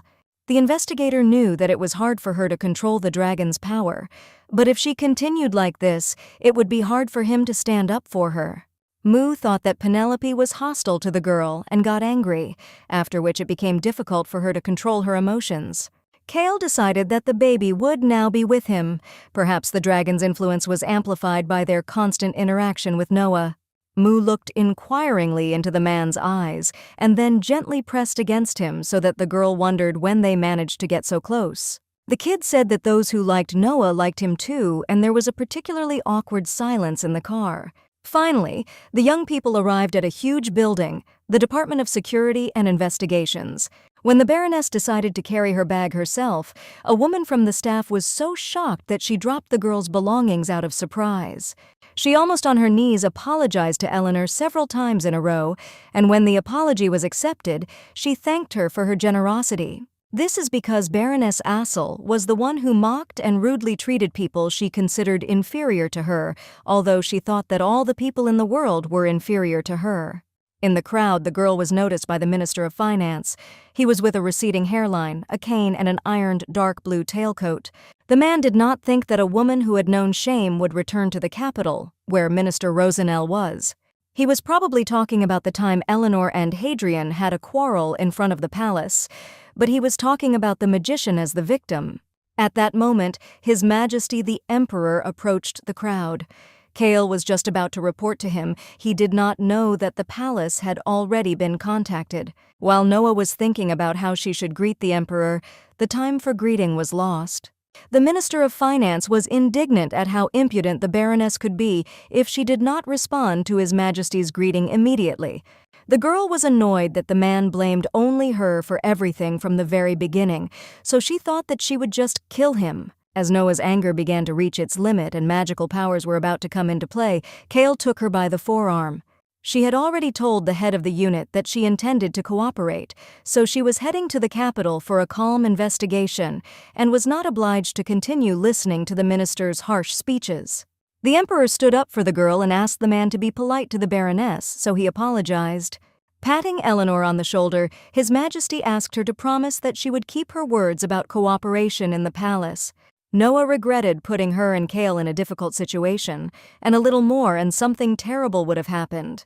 After thinking for a while, the man suggested that she separate from Moo for a while. If she asked, he would be taken care of in the palace. Of course, Noah didn't want that, but she couldn't control her magic around the baby, and in the palace, people would be able to look after him perfectly. The girl promised that if nothing happened in the palace and his health was normal, she would allow him to return to his true form and frolic. In her new room, Noah was pleasantly surprised, not believing that the people involved in the investigation were staying in such a posh place. Kale said that representatives of the imperial family or other aristocrats who were called as witnesses were staying here, and the girl would be under surveillance, but she was only interested in one thing: a huge bed. As soon as Noah ran to the sleeping place and prepared to have a good rest, the man grabbed her by the collar of her dress. He sent her to the bathroom, insisting that she should wash and change into her pajamas, and he left for a while. Kale's subordinates were worried that he needed to heal his wound and rest, but the man could not transfer his affairs to anyone else. He handed Penelope the device on which all the video footage from Angelica's ship was recorded and asked her to sort it by time.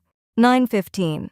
In addition, he asked not to start a conversation with the Baroness, not to make her angry, and to be polite. Bring her food in a timely manner, avoid frequent snacking, and make sure she doesn't leave too much food. Penelope thought the head was flawless to control even such small things, but it was strange that he catered to the Baroness's tastes. Sitting on a chair in her office and having a snack, she watched the recordings from the ship. At some point, the girl stopped chewing when she saw something strange in the behavior of the head on the screen. The Baroness was brought to the interrogation room for the personal use of the chapter with magic suppressors. Noah was depressed that she had to be interrogated in such a terrible place, and the only thing that reassured her was that Kyle would be conducting it. In the opposite direction, Rainia was escorted along the corridor. The girl was released since her innocence was proven. She still didn't notice Eleanor and acted like they didn't know each other at all. Rania was supposed to be arrested immediately upon arrival, although there was information that she was in the capital. After some time, the truth that there was an understudy in Balteo's mansion should have come to the surface, and then it would be clear that Rania's alibi was a fake. Noah clung to the girl in the hope of calling her to conscience and finding out at least some information about what had happened.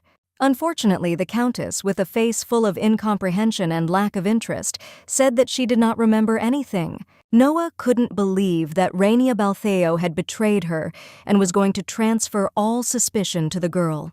If only she confessed, she could go home and rest. Noah thought again about taking the life of the person next to her. Fortunately, Cale Renault intervened in time, passing by along the corridor. His presence distracted the girl from her thoughts. Noah didn't remember what she had just been thinking, only that her behavior was not normal and she needed to tell the investigator about it when they were alone in the office. He asked not to make a scene and to follow him to the interrogation room. Preparations for the interrogation were completed, and Penelope opened the door to the room for the young people. Cale invited the girl to sit down at one of the chairs near the table, surrounded by many cameras. There was a video recording in the office, which meant that they could not be alone. Noah was upset because she wanted to calmly tell everything. When Cale asked why the Baroness had threatened Rania Balteao on the ship, the girl became confused and furious. In addition to Mrs. Balteo's testimony, they conducted an inspection which showed that the girl had invaded and harmed the cabin in which the Countess was staying. Noah didn't know if Cale was really thinking or asking this to pretend to others. According to suspicions, the Baroness contacted Yull again. She was present during the terrorist attack on the train and the explosion in the engine room on Angelica's ship. The girl continued to deny everything, including that she did not get anything from possessing a dragon and secret contacts with Yull. She was nervous, not understanding why the only Cale knew the whole truth and did not take her side. The investigator kicked Eleanor's leg and apologized, pretending that it was an accident. He went on to say that she had defused the magic device, retrieved Lisabel Genuo's egg from the incubator, and climbed out, regaining control of the magic device. As soon as Noah tried to protest back, Cale kicked her again, and she understood. The girl confirmed that she spent everything without accomplices and imprinted with the dragon because he is cute. She also confirmed that she had been in contact with Yull again to exercise the dragon's magical powers, which is why she was caught on her way to Edmund. Noah said that she did not want to harm people or disturb the public peace, only to have fun with a cute baby. The girl did not think of threatening Rania, and everything that was happening was an accident caused by the loss of control of her powers after the imprinting was completed. She didn't understand why she was being accused of something she hadn't done. Perhaps Mr. Renault had a plan, but that didn't make her any less hurtful. Noah looked straight into the eyes of the examining magistrate and said that if she really wanted to kill the Countess, she would not be all right now. At this point, the recording was completed and Cale was ordered to explain to the Baroness the schedule of the trial, the date of which had already been set. The man went to the switch and turned off all devices that record information. The girl sat all pale and did not even look up at Renault, although they still had 30 minutes of free time. The investigator, as if nothing had happened, straightened his tie, smiling and telling how surprised he was that she had backtracked. Tears flowed from the girl's eyes. She was annoyed both by Cale and by the fact that she was treated like this in this place. The man tried to calm Noah down, but she jumped up from her seat and headed towards the exit, deciding that they had nothing more to talk about. The investigator jumped up after her and blocked her path with himself. At this moment, the girl's face looked especially pitiful. Finally, when Noah had calmed down a bit, they could discuss how the situation with Rania had come about. She refused to testify, did not say a word from the ship itself, and denied everything. Upon arrival in Tezebu, Balteo's mansion was searched and confiscated, but it turned out that Mrs. Balteo had left the mansion a month earlier. The Countess claimed that the informant could have confused her with a servant, and due to the refusal to cooperate with the investigation, it was difficult to prove that there was a double in her room.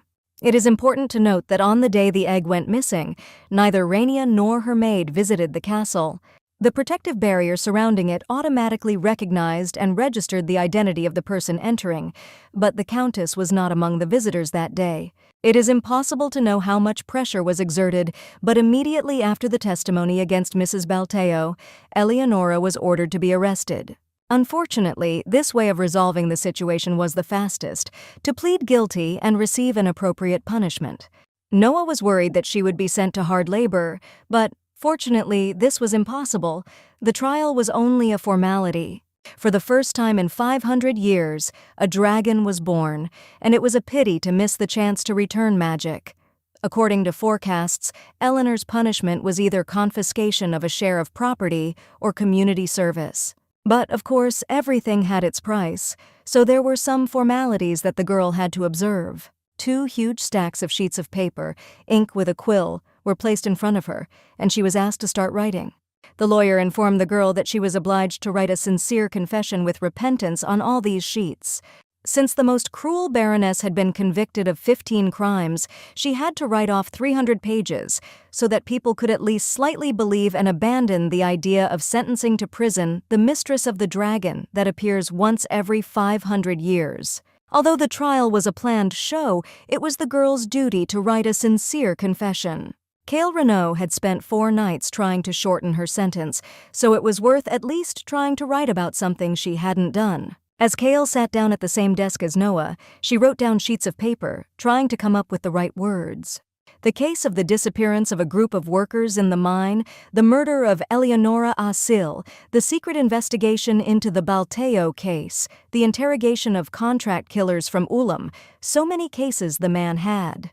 Someone had radioed Cale, who was in the interrogation room, so he wouldn't have been called if it had been something private. Upon learning that the man was still under interrogation, the colleague decided to pass on the information later, but Cale decided to go himself to check if everything was in order. When the investigator got up from his seat, Noah grabbed him by the edge of his jacket and asked him to stay behind so that he could quickly finish writing and go together. Unable to refuse the girl, he still stayed and silently watched as she finished one of the 300 pages. Cale did not want to offend the girl. According to her, he was the only one in the world who knew that she was Park Noah and not Eleanor Asil. Although, if you look at her in moments of complete silence, she looked exactly like Eleanor Asil. Previously, the girl looked quite ordinary, with blue eyes and brown hair, although many had black hair. She would like to return to her original body and never experience such difficulties again. Though it was unlikely to happen, Cale wondered for a moment what would happen if Noah returned to her body. For today, the girl finished and, dreaming of how she would continue to lie in bed, headed with Cale in the direction of the exit. The door slammed shut, and the additional hidden wiretapping on the ceiling flashed suspiciously. While waiting for the head to return from interrogation, Penelope decided to listen to what the young people were talking about using the radio. What they were talking about raised doubts, and the girl wanted to immediately ask the man what was happening. Unfortunately, there was no time for personal meetings yet, and she had to keep silent. As soon as someone knocked on the door of Penelope's office, she immediately jumped up and pulled out a desk drawer. The girl quickly hid the recording of the conversation between the investigator and Eleanor in a drawer and locked it with a key. When she opened the door, the Minister of Magic, Andrian, stood in front of her, told that they had somehow been involved in the terrorist attack on the train to Eadman. Since the information was classified, he came in person, but the head of the unit was not there. Seeing the box on the table, Adrian asked Penelope to find out how long he would have to wait for the man.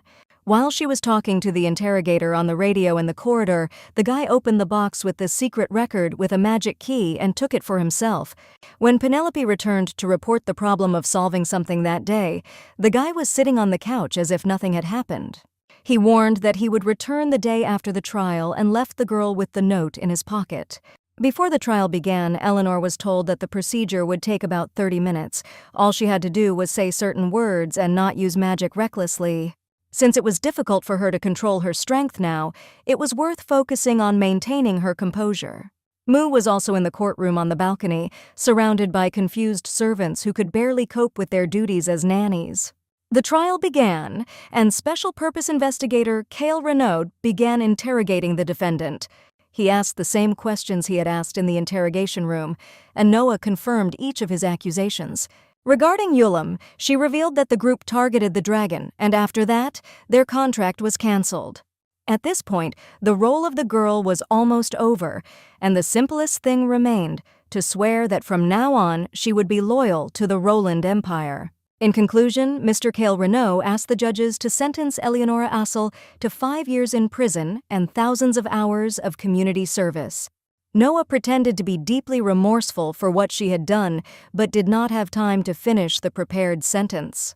At that moment, someone appeared on the threshold of the courtroom, and in the eyes of Mr. Renault, there was also incomprehension. One of the employees, after talking to the guest, took turns approaching first the judge and then the investigator to explain what was happening. A witness was allowed to participate in the case, the same stalker, Minister of Magic, and Eleonora Assel's former lover, Adrian.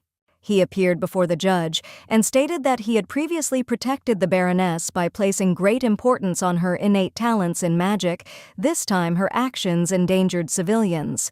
The guy watched Eleanor for about 5 days between the 2nd and 7th of May, and made sure that at the moment the girl could not properly control the dragon magic. He assumed that during her stay in Sorrent, the Baroness had problems with magic, and she was going to improve her abilities by stealing a dragon egg.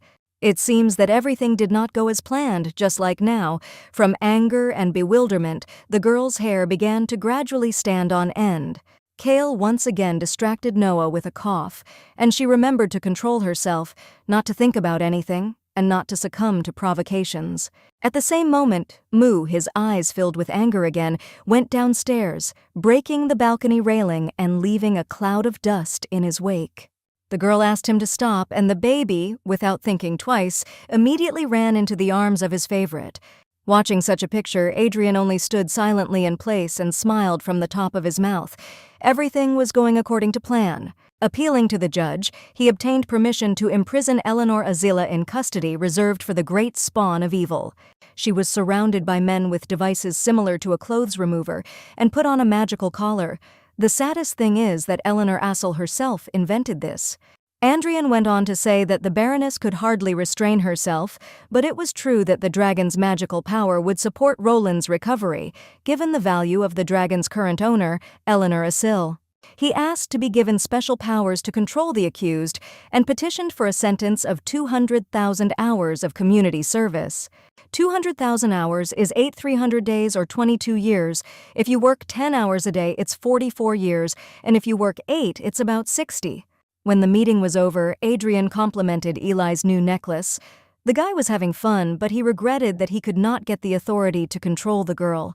Cale asked for the transfer of powers to him, swore honor and status that he would protect Roland from danger, and was ready to take responsibility for Eleanor's misdeeds. The Minister of Magic had hinted that the citizens might react questionably to the investigators' entertainment with the criminal, but Renault could not even think of it. After the hearing, the girl grabbed Adrian by the collar of his shirt, threatening that she would easily break her new necklace, but the guy did not want to embarrass her. Her dragon looked adorable, but she had to remember that he wasn't a cute human child. Noah didn't think that the ill will she had been feeling lately was related to Moo, and it wasn't because she simply didn't know how to control the dragon's power. She felt it distantly, though, some impulses that appeared after the ceremony was completed. The girl was a fool to say that she had no doubts. The fact was that Moo wanted to kill people.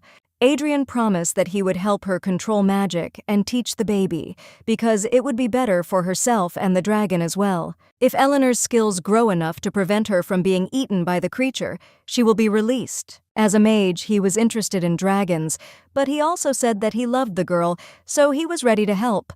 Unfortunately, Noah was not in the mood for jokes. Towards sunset, Cale opened the door to the waiting room and told the Baroness that the car was waiting for her home. She was silent for a long time, standing with her back to the man, but then she came closer, buried her face in his jacket, and burst into tears. In the car, they drove in silence for a while, and Moo sat in the arms of the head of the department and looked after Noah. The kid began to sniff and apologize for what he did, because of him, the hostess was punished. The girl admitted that it was not worth destroying the courtroom, but she understood that Moo wanted to protect her. Besides, she received the sentence not because of him, but because that blonde invaded the trial. Cale tried to prevent such a state of affairs, so he admitted that it was his fault. Adrian, knowing about the precarious state of Eleanor's affairs, could deliberately agitate Moo and make a mess in the courtroom. Noah understood that the man was very busy, but decided to ask him to show Moo the fortress or the Department of Security and Investigations in order to personally demonstrate the norms and morals of human society. Since then, Kale has also realized that the kid needs an education because he incinerated His Majesty's office and destroyed the fortress in places, although thanks to the girl's words, he did not harm people. Meanwhile, the young people drove up to Eleanor's mansion, the appearance of which has not changed at all over the past 2 years. A magical device was waiting for them on the threshold, which established the identity of visitors and confirmed the entrance. Kale was about to say goodbye to the girl when she asked him to stay for at least an hour to have dinner and talk quietly in private. The man thought for a while and agreed to stay until 8, but on the condition that Noah would sort out her things and wash her face in half an hour. She came out of the bathroom, and after a while she met an impatient Moo and Kale with a tray in their hands. As they were ready to eat dinner, Noah felt a slight thrill as the man sat down next to her, even though he usually sat across from her. The girl has not experienced this since childhood. She came out of the bathroom and warm food was waiting for her. In Sorrent, too, it was unusual for her to eat warm food prepared by Mr. Renault. After Noah became a member of the society, she didn't have the opportunity to cook food properly, and of course there was no person to make it for her. The girl asked the master to live with her for a year's salary, doubled, or at least to teach her how to cook. It was so delicious. As Noah adjusted the restraint on her neck, Kale noticed that she had many wounds from it. The man left the girl to finish dinner, and he went to her room in search of ointment from the first aid kit. Moo heard that the mistress was injured and was ready to teach a lesson to those who put the device around her neck. Kale was especially careful to smear the back of her neck, as it was quite wounded, and Noah did not know how to eat further. He, as if nothing had happened, advised the girl to ask the minister to change the size of the restraint so that no scars remained on the skin. As soon as the man finished, Noah immediately pounced on the bowl of soup. Such a minor gesture made her tremble like a fool. Kale was touched that the soup was so delicious, but the fact was that there had been no other men around her lately. The news of the hearing on the suspicion of Baroness Eleonora Assel of stealing eggs quickly spread among residents of the capital and other cities. The newspapers reported that the girl was found guilty and sentenced to 200,000 hours of community service and bail of $100,000. The special investigator, Kale Renault, who participated in the inspection, was given special powers. The Minister of Magic, Adrian Rosenell, is to supervise the training of Baroness Eleanor Assel every week. During the training, the girl accidentally attacked the wall. It was enough just to look at Adrian's face and listen to his moralizing as she began to get angry. 3 girls responsible for security in the Ministry of Magic were watching what was happening. According to their observations, Eleanor did not show violence to the employees of the ministry and repaired everything that she broke during classes. One girl thought that she had come here by accident, the second that there was a political intent in it, and the third was sure that it was because of love. The minister and Baroness Assel were in a relationship, and despite the fact that the public condemned the guy's choice, they continued to communicate because their feelings were deep.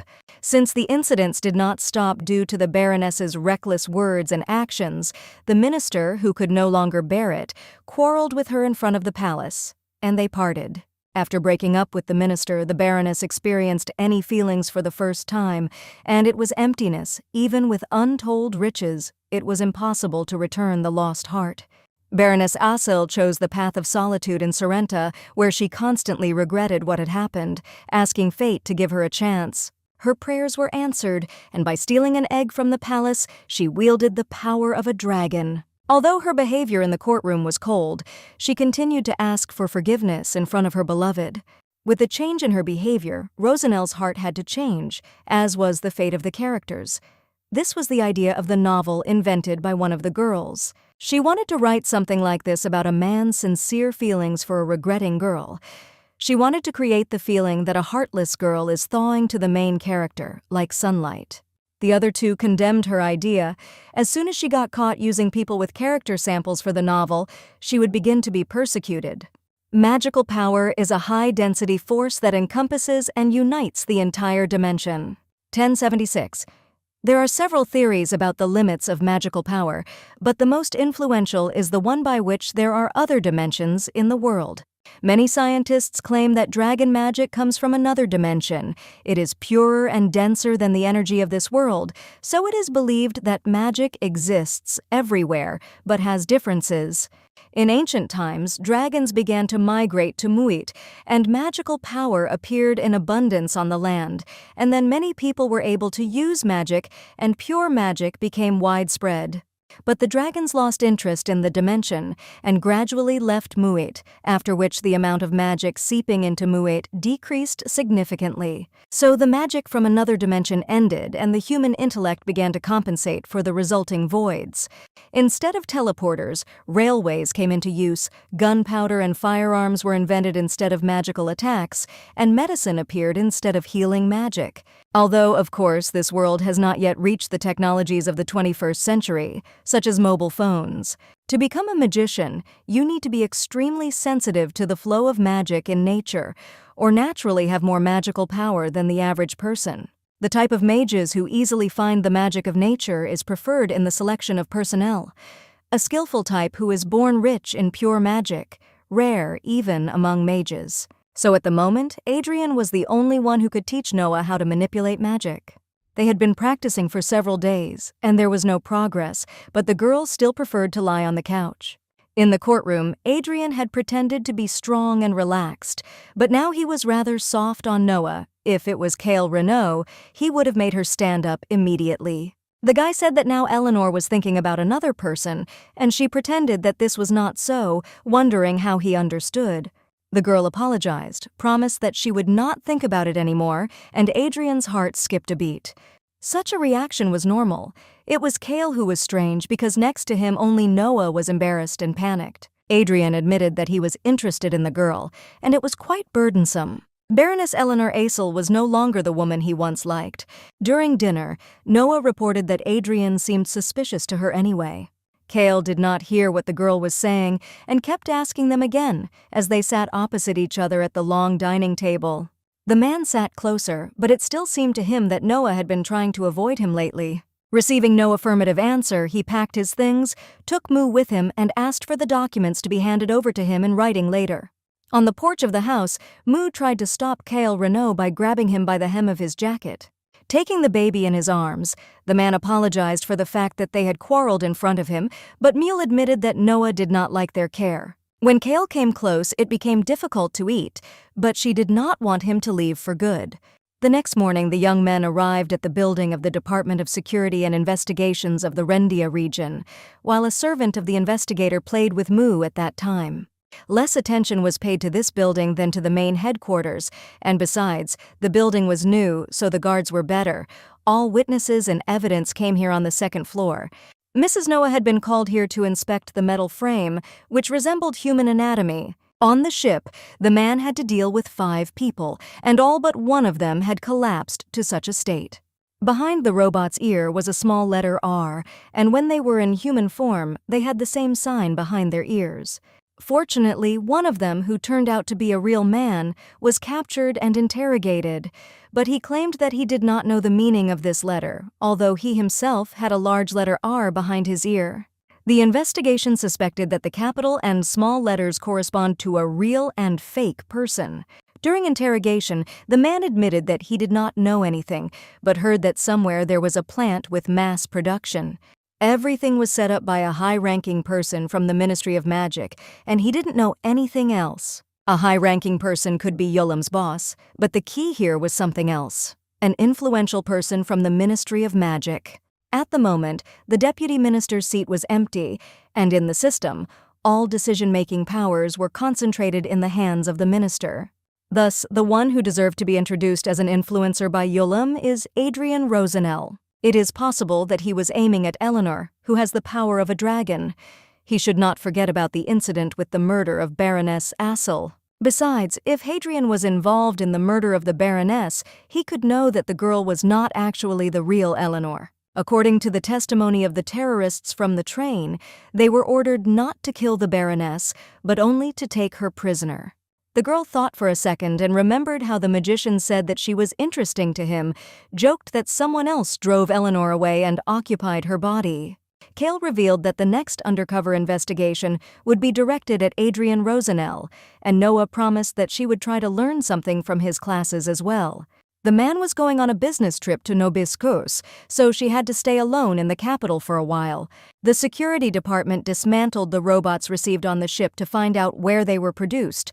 They contained magical ore that was mined in one of the mines of Nobiscos. Among the ores mined in this mine, the most precious is magic ore, so the Ministry of Magic independently records the turnover of magical ore mined in the country. Of course, they did not make a record of the ore that went to the production of robots.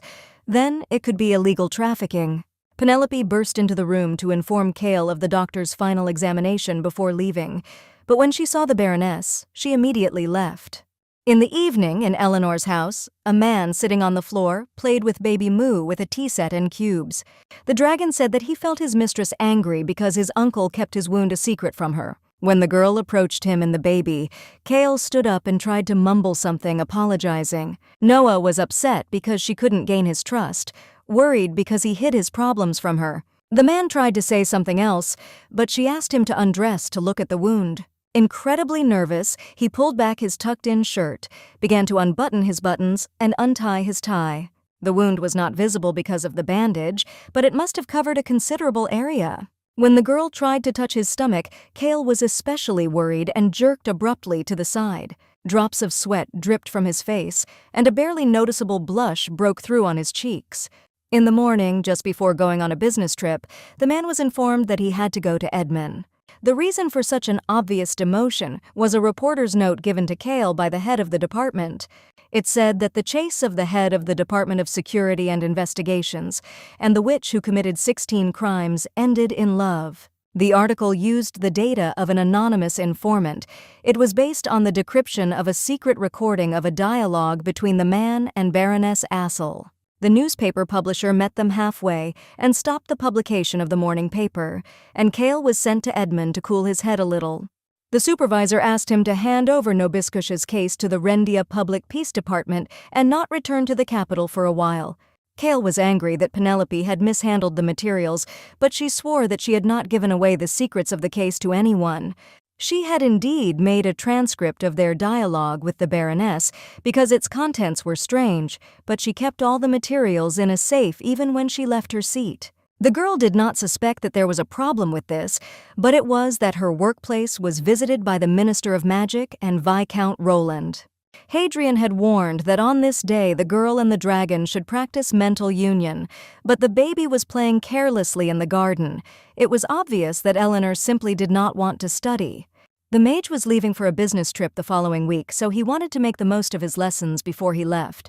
During his absence, the girl was supposed to do community service, but it was a great opportunity to rummage through Arian's office. As she went out into the garden to fetch the dragon, Noah thought about how she could forge her community service records. In the garden, the girl met Mr. Rania Balteo, who greeted her as if nothing had happened. Last time, Noah knew that the Countess just wanted to deceive her, so she pretended that they didn't know each other.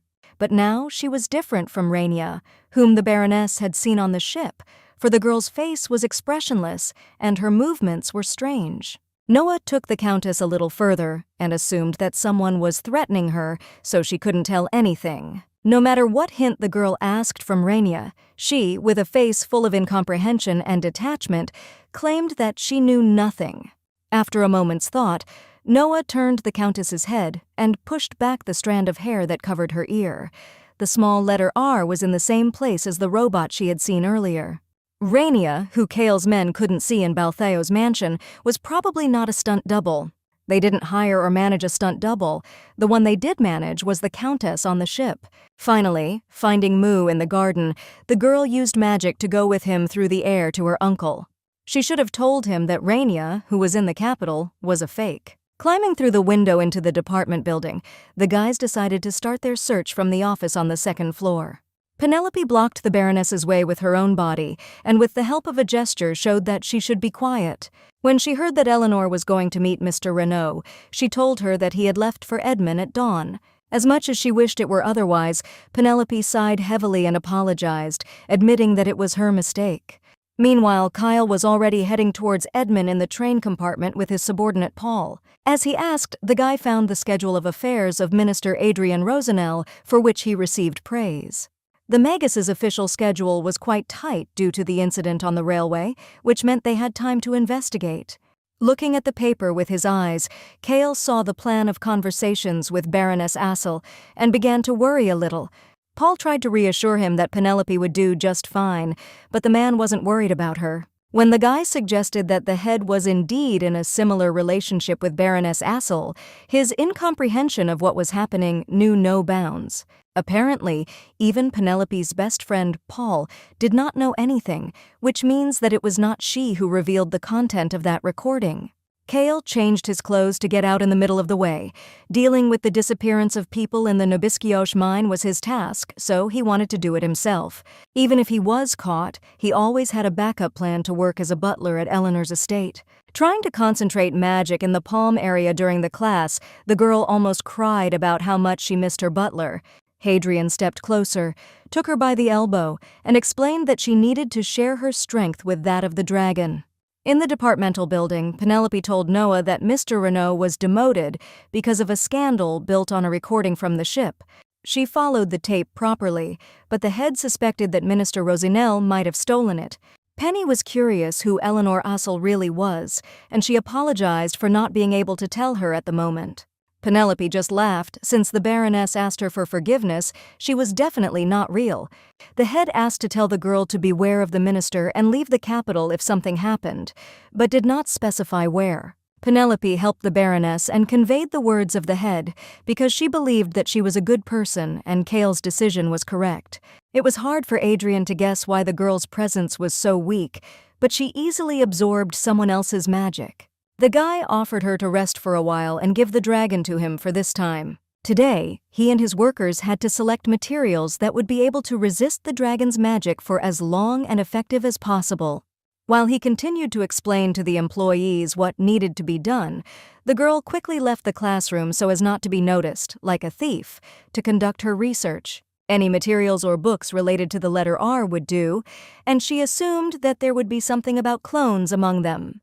Breaking through the entire library, Noah finally found the right book, Fundamentals of the Theory of Clone Construction. She didn't have time to read it in full, so she just took a picture of the content. Walking a little further, she found a room that looked like an office in which there were shelves, including her shelving, Eleanor's collection.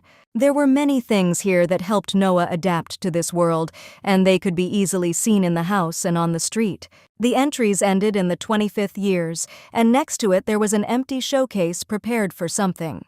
The plaque said it was a human replica project created in collaboration with Adrian Rosenell, but there were no blueprints in place. The girl took pictures of the clues she found to share them with the gentleman, but sending such a large amount of materials could arouse suspicion. If Noah had been able to take advantage of her opportunities during Hadrian's trip, she would have gone to Kale without hesitation. He did not tell her where she should go, which could mean that he had gone to Nobiskos without orders. If someone dreams of drastically changing their life, they should go to Nobiskos. Although Nobiskosa is the largest area in Roland, it also has the smallest population. Magical ores, iron ore, precious stones are mined here, so the territory is known for its mining industry throughout the continent. The mines are mostly run by aristocrats with huge capitals, but there is also a unique mine that has been run by middle-class people for 3 generations. It is located in the center of Novobiskej and contains huge deposits of magical ore, the Maubian mine. A small horse-drawn carriage moved along the path along the trees, and its passenger and the driver discussed the latest news. Since last month, rumors have been circulating of suspicious deaths of a group of Maubian slave miners. The cabman believed that there were monsters in those mountains. They caught miners and devoured them. Despite the rumors and the remote location of the village, the carriage passenger Kale Renault came to get a job. After a while, on the same cart, the girl covered with a robe went to Maubiana with her child. When she took off her hood to thank the cabman for the ride and for his advice on life here, it was Noah. First of all, the girl visited the 2-story office of the owner of the golden mine to get a consultation with the mistress. She wanted to go into the mining business, and there was an undeveloped area near Maubian. The consultant said that in most of the undeveloped areas it is impossible to conduct mining activities. Well, the guest should first talk to Mrs. Golden. When the girl was asked for her name, she remembered Cale's words that she could use the Renault family's surname and introduced herself as Noah Renault. Then the consultant asked her what kind of relationship she had with the gentleman who had come here a few days ago. As it turned out, Cale, who uses the pseudonym of Derek Renault, had already come to this place to request materials. He was here 5 days ago, but he never contacted the guy, even though they were waiting for a call from him. At the meeting, Denali and Golden made it clear that the Maubiana mine, containing 90% of magical ore, was dangerous to mine. When Noah insisted that she wanted an undeveloped mine, the woman opened her eyes wide and mumbled that it was better to buy a developed mine.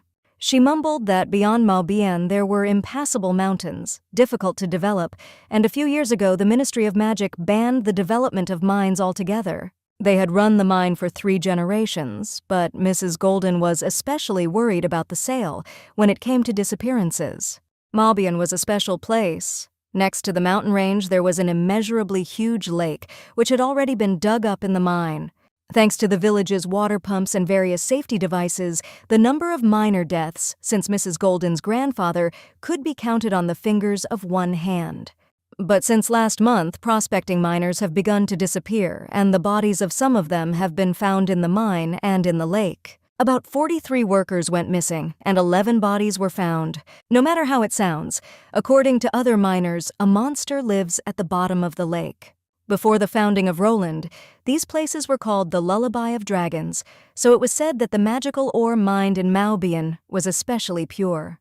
The witch Roland has recently become the mistress of the dragon, and the hatching of the creature and the beginning of the miners' disappearances are very similar in time, which could somehow affect the spine. The solution to the problem was to prevent miners from visiting the lower floor, so there were no more incidents of disappearances. Mrs. Golden offered the girl the desired price, assuming that due to the scale and future profits, the mine could be sold for £10 million.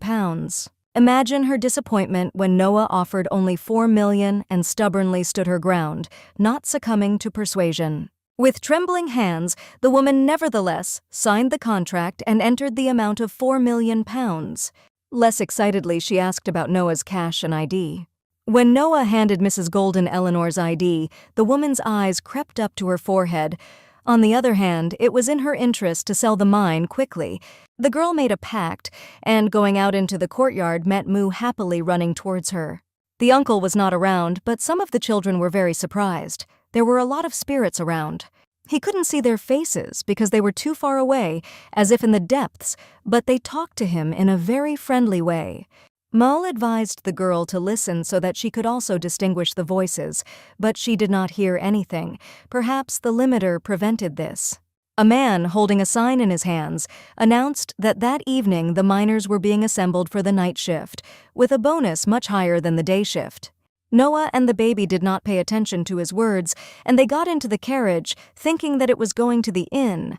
And so, a couple of minutes later, the guys were already in the mine, armed with a pickaxe, with helmets on their heads, and in a change of work clothes. There was an obvious misunderstanding, and the girl wanted to leave the mine as soon as possible, but no one listened to her. Only one of the workers advised her to leave the fork, quickly find a mate and go down. It turned out that she already had someone to go with. Cale Renault, who had been here for some time, approached Noah from behind. He said that he had arrived about 5 days ago and asked how things were in the capital. From Noah, the man learned that Rainia, who is in the city, is a fake because behind her ear, like all robots, she has a capital letter R. In addition, Adrian conducted research on the manufacture of robots together with Eleanor. The girl found evidence in the book depository, but the drawings were destroyed. Noah had hoped that Cale would praise her, but he sighed heavily and said that it was a dangerous act. The guys went down to the lowest floor and saw a reservoir from which light streamed. So the magic that seeped into the lake glowed. It was still necessary to find out who needed to be watched more, the monster or the criminals stealing the magic ore. The depth of this lake was unknown, but it was said that there was a river leading outside, and in this way people could carry the ore. Kale took the baby in his arms and walked to the edge of the bridge. They had to swim, which the girl was not at all delighted with. Moo was already having a lot of fun. All that remained was to use his power so that there would be no problems with breathing underwater. Gathering courage, Noah jumped into the water, and she and the investigator rode a dragon to explore the bowels of the reservoir. Since the lake was underground, it was clean and transparent, like the sea. 1,000 years ago, dragons stopped here, so thanks to their magic, a special environment was formed. Bright yellow butterflies surrounded the girl's hair, and then flew away, as if the water environment was natural to them, like air. It seemed as if the restraint had become looser, a place that could be controlled by dragons, and a necklace made by human hands could easily break in such a space. Noah remembered how the Minister of Magic had told her about the influence of the dragon's will if the restraint broke, and she thought about it. At some point the signs at the bottom of the lake ended, and the guys surfaced. Noah pulled her hair out of the water and went deeper into the mine to look around for a while. There was a railroad here, and the girl thought about how she could turn on the lights to see where the tracks went. Someone in the darkness of the mine was trembling and, judging by the sounds, was approaching it. Noah took a step back to call for Mr. Renault, but turned around to see a terrifying figure reaching out his hand towards her. In the direction where the girl went, Kale heard a loud sound, and on his guard, he moved there with Moo. Mrs. Noah stood beside the tracks, all her clothes stained with blood, and the body of a man lying beside her. It had been all wet recently, but now it was completely dry, and the restraint on her neck was no longer there. She was about to go back because she thought someone was watching her, but when she turned around, an unknown man attacked her. Judging by his clothes, he was a miner and he was still not dead. There was barely a pulse on his wrist. Only now, saying everything aloud, the girl realized that she was going to kill a person, and she was frightened. She didn't want to do it intentionally, so she tried to cure the man with the help of magic. The spirits told Moo that this place was left by Senloer for other dragons, but it was discovered by humans, and when they opened their eyes, they saw that everything had been excavated here. People constantly disturbed the nest filled with the power of Senloer with shovels, so they locked them. Those who wanted to leave this place died. When Kale came closer to him, Moo told him that he heard the voices of the fairies and told him their story. The fairies had also told Noah that she was special. She was now under the influence of a dragon, even though that dragon was supposed to be a member of the human family. The other miners were probably driven in the same direction, so the boys should have started moving. On the way, the fairies continued to tell the girl why all this had happened. The connection between her soul and body was weak, but she could return to her own shell. Noah thought her body was dead, but she just left it for a moment, and the owner of this body was not completely dead. If Noah's physical body were to die, then her memories and personal self would disappear. After her death, the girl wandered through a wide, dark space and came here, but did not check if her body was breathing. In the end, she found an empty human body and ended up here. Her case was special. The girl could return to her body, but she had to hurry. The ways of unifying measures were not always open. Following her companions, she could get into the cradle with which all the strange things that happened here were connected. The children walked further and saw massive mountain ranges with a dark space filled with bright stars. Such was the cradle of dragons, which Moo had previously compared to the starry sky. They were going in the right direction because the fairies were pointing out to the baby that there were people down there. Noah asked Mr. Renault if he would treat her as before if her appearance changed. Kale was confused. He did not know what he would have to do if Mistress Noah returned to her body. Going further to the slope, the guys saw exhausted men who had gone missing earlier. Apparently, they were ordered to mine the undeveloped parts of the Mobian and not to record any magical ore mined in the undeveloped part of the mine. Once a month, on the road leading to the cliff, they met with the dealer and handed him all the magical materials extracted from the mine. The owner of the mine, to whom they transferred the payment, was Mrs. Golden, and the first transaction was carried out about 2.5 years ago. People began to disappear about a month and a half ago. Since then, the groups of workers have doubled in size, and in the meantime, several people have died of cold or starvation. Around this time, Adrian Rosenell and Eleanor Asel separated, most likely due to a conflict during a joint study. Going down the cliff, you could find only one road, at the end of which there was a gas station for trains. It was not used now, but a few decades ago, trains ran along this road to Tauren, with dealers transporting magical ore through a closed station. The owner of the mine could have been informed that Ullum was involved in the terrorist attack on the train to Edman, and when she heard about it, she washed her hands of it. If it was established that magic ore had been hidden more than 24 times in 2 years with malicious intent, then the mine would not only be confiscated, but could also be sent to prison for a couple of decades. Noah began to make nervous noises and sigh because she was the owner of the mine now. Kale was angry. It was a rash act, and it was not easy to cope with the consequences of the girl's antics. Noah promised that if she could do anything, she would do anything, but she had more important things to do. She assumed that she could do it in 2 days, and Kale, placing his arms on the girl's shoulders, asked her to return immediately if the situation became dangerous. Noah and Mu pushed off the ground and climbed to the magical passage connecting the worlds. The butterfly advised her to go wherever her eyes looked. Her native land had to pull her to itself. When Mu asked what the place where the girl lived was like, she laughed that there was nothing special about it. Her parents only cared about her younger brother. They pretended to love her when she was successful in school and went to a prestigious job. Therefore, she left friends and hobbies on the back burner, taking the time only to be recognized. Noah woke up in her body and opened her eyes as she lay in her hospital bed. She really came back. Sol was still familiar to her eyes outside the window. A nurse came to the ward at the sound of the device, who immediately opened her mouth when she saw that the patient got out of bed. The girl was unconscious for several months, but her physical condition was considered satisfactory. Her mother took her from the hospital and took her to their home, as her room had already been rented out. Falling on the bed, she thought about what had happened. If she hadn't gotten into that world, she would have continued to live in her usual place, in her usual style. She wouldn't be in danger of being killed by an assassin or crawling on the roof of a speeding train. You wouldn't have to be a defendant or listen to a grumpy butler. When Noah asked Mu if he missed his uncle or wanted to stay here, the kid replied that he liked where she was happy. In the evening, the girl took the bag, got dressed, and was about to leave when her mother called out to her.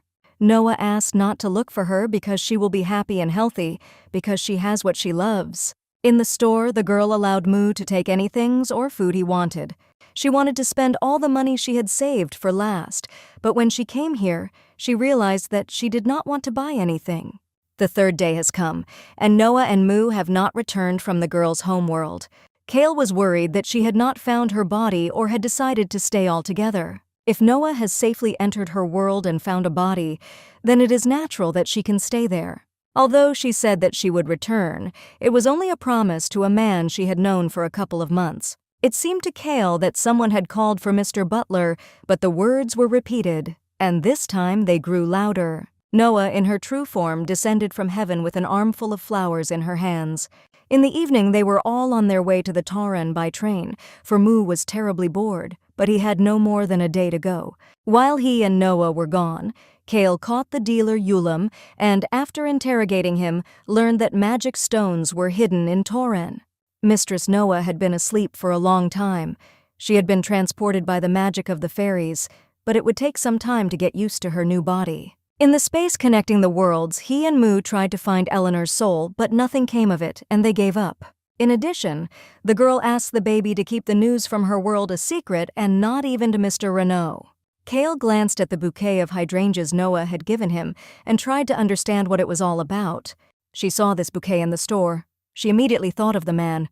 So purple flowers suited his eyes. When the guys arrived, Noah couldn't reach the mailbox outside the branch, but she used magic to open it.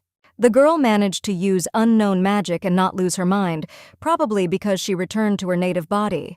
Kale walked over to the box and effortlessly reached for it. Of course, Noah could have called a man in the first place, but she wanted to use magic. A heavy package arrived from Penny with weapons and documents that Renaud had left in the capital. She had written that Eleanor was slacking off from community service, but now those conversations had nothing to do with Noah. It couldn't be said that the girl had severed all ties. Minister Rosenell could find out something, and his personal schedule made it clear that he was not in the capital. The fact that the young people had to travel the rest of the way in a carriage was especially disliked by Noah. It was dangerous to register tickets or leave their signature on the passenger list, so they managed to pull off a small trick. Kale was worried that before leaving for the mines of Novobiskesh, Mr. Rosenell might begin to suspect the girl of something, but she did not notice anything strange. The investigator asked about this because the minister could close the plant in Torin if he suspected her. Also, Kale was initially concerned why Noah was only wearing an undershirt. Due to the fact that she had returned to her own body, Eleanor's outfits no longer suited her, as if she had stolen them. Noah was worried that Kale didn't look at her all day because the dress looked ridiculous, or he didn't like the look of Park Noah looking so different from Eleanor. When the girl and the baby slept in an embrace, the man threw his glance at them and caught himself thinking that it looked cute. Mrs. Noah looked sweet, though he imagined what she might look like. She said that her appearance was ordinary, but she did not mention anything beautiful in appearance, so Kale thought that she was really ordinary. Realizing that he should stop thinking about this, the man turned away and tried to distract himself, but it was not for long. He wondered why the girl was wearing such short pants. It was not even a swimsuit, because the top looked more like a man's suit made properly.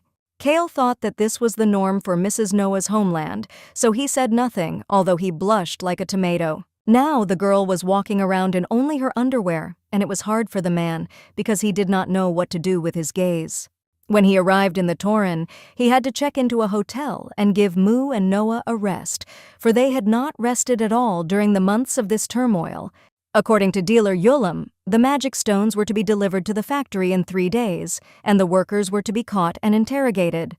After learning the location of the factory, Kale wanted to get his hands on the evidence stored there as quickly as possible, but he was concerned about the identity of Adrian Rosenell. Although Mrs. Noah said that he did not suspect her of anything in the capital, the man did not believe that Minister Rosenell did not have the entire current situation under control. When the carriage stopped, Kale went outside and opened the door, waiting for the girl to get out as well. I had to pull the blanket off her shoulders to wake her up, and only then did Noah stagger. Kale took the suitcase in his hand and led the girl to the hotel.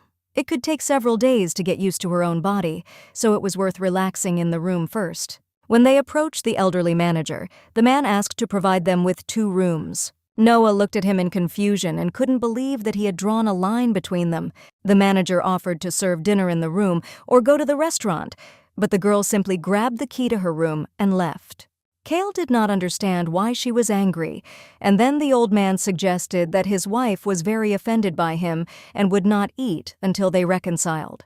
The investigator finally realized the reason for Noah's anger, but he was not ready to sleep in the same room. The manager apologized for his interference because he only wanted to help a young man who looked so much like him in his youth. Kale got up to inspect the room, which was small but not bad, and quite clean. Thinking that the next door led to the bathroom, the man opened it and found a second bedroom in which Noah was lying. He advised her to wash, eat, and go to bed, but the problem was that there was no bathtub in her room. Upon discovering the bathroom in the hallway of his room, Kale cursed the manager who had given them these rooms for the second time. Noah was taking a bath from the investigator, and he was looking out the window in the hope of distracting himself from strange thoughts. Looking at Mr. Renault's behavior, Noah was worried that she wasn't good enough for him. She thought that she had returned here because she liked the quiet life here more than the constant rush of Korea, but perhaps she had left her homeland because of Mr. Renault. Noah thought that he liked her, because in difficult moments he helped her, although sometimes the man grumbled, but in this way he expressed his anxiety. No one had ever cared about her so much before, including her friends at the university, who, like Noah herself, were busy pursuing their goals. At work, colleagues were concerned about personal anxieties, and when the girl became an adult, no one tried to help her. Mr. Renault, although he had known her for a short time, was fair, kind, and sincere, but maybe the point was that he would help anyone in distress. With the help of the dragon power, Noah mentally contacted Moo and asked if they could return to Korea again. The energy from her world had not yet evaporated. There was a possibility that they would wander between spaces, but it was still possible to return. The girl did not really want this. She was just thinking about her capabilities. Seeing Moo's expression, Kale asked what had happened, but when he heard about Noah's words, he turned a questioning look. The girl forgot her change of clothes, so she decided to just wrap herself in a large towel and go out like this. Kale couldn't wait for the girl to disappear into her world right out of the bathtub, so he went to her to talk. He called out to Noah from outside the door, but received no answer, so he decided to open the door and saw a girl in only a towel in front of him. She immediately slammed the doors and wrapped herself tighter. It felt like the man saw everything through the fabric. After the water procedures, Noah had not left the room for about half an hour. She could not leave because Moo was sniffing in Kale's arms. The man was worried that she was disappointed in him because his attitude towards her changed after his return. He decided to sincerely apologize for what he had done and moved towards Noah's room, after which he knocked on the door in the hope that she was awake. The girl was silent for a long time, but then, when Kale said that he wanted to talk, she allowed him to enter. She lifted her head from the bed and became even angrier because the man looked away and coughed. Noah was really upset and angry because she had left the world in which she had spent 20 years. She left not only him but also her family, left her life behind and returned here. Noah's life wasn't sugar, so she just wanted to proudly leave it behind, moved away from home and lived a good life. The girl repeated such a lie for strangers and tried to convince herself of it, but it did not work. Kale believed that he should give Noah the opportunity to return home if she wanted to, but he himself did not want to. No matter how hard the girl tried to ignore her heart, it kept screaming because she had come here for him, Mr. Renault. Noah jumped out of bed abruptly because there was one problem. The man always helped, behaved incredibly courteous with people. For him, this was a common approach to his business, but others could misunderstand it. So Noah thought that he liked at least a little. There was silence in the room, and Kale fell into a state of prostration, wondering if the girl would accept his feelings if he confessed. The man could not say anything, and the next morning he acted as if nothing had happened. At breakfast, he wrote a note on a coded message that Penelope and Paul had sent him the day before. They used a job search column in a daily newspaper as a way to share investigative work when there was no way to get in touch. Minister Rosanel was in the capital now, but he was too quiet. In all this time, Kale seemed to have learned to cook even better, and Noah wondered how he could do this, being the son of aristocrats. Now, Hadrian had to send a squad of mages to find Noah, so the guys had to be extremely careful. The girl could no longer walk in her underwear, so she had to either wear Eleanor's clothes or buy new ones. Noah chose the second option and went with Moo to a nearby boutique to buy an outfit. Without hesitation, she looked around, took a loose-fitting suit and went outside with the baby. The pursuer that the girl felt in the store was still following them. The guys broke away a little, went around the corner and used the magic of invisibility. Noah thought for a moment about what kind of thrashing Kale would give her when he found out that they were in trouble after all, and immediately ran into a passerby who spilled paint on her new dress. Behind the column and behind the neighboring house, the masked pursuers hid and watched the scene. Noah decided to teleport, so she asked the dragon to clearly imagine the image and do so. She also sent a butterfly into the sky, instructing it to tell Mr. Renault to find them. There was a flash, and the guys disappeared, leaving the robed strangers to watch their recent trail. Noah and Moo found themselves somewhere on the outskirts, but after reading the sign, they learned that they were in the 13th district of Tauren, Harel. In each province, there was the most developed and richest city. It was ranked number 1. The farther away from it, the more mountain villages like Sorrenta or slums are in a terrible state. It was not necessary to know the room here to understand where you were, because the atmosphere was not the most pleasant. The water smelled of rotting as if it were sewage. There was an industrial area in Tauren, so it could well be so. Noah asked the dragon not to go close to the dirty water, but it could feel the magic emanating from her. This means that there was a factory for the production of magical mechanisms, and perhaps there was a production facility nearby where replicas were assembled. The girl asked Moo to open the other world to get binoculars from her suitcase, but there was nothing nearby. The kid felt that someone was approaching. It was not Mr. Renault or their past pursuers. Noah didn't understand how she could be recognized, much less tracked down, but she was ready to flee again. She opened the suitcase again and took Largo's eye out of it. Perhaps it was the case.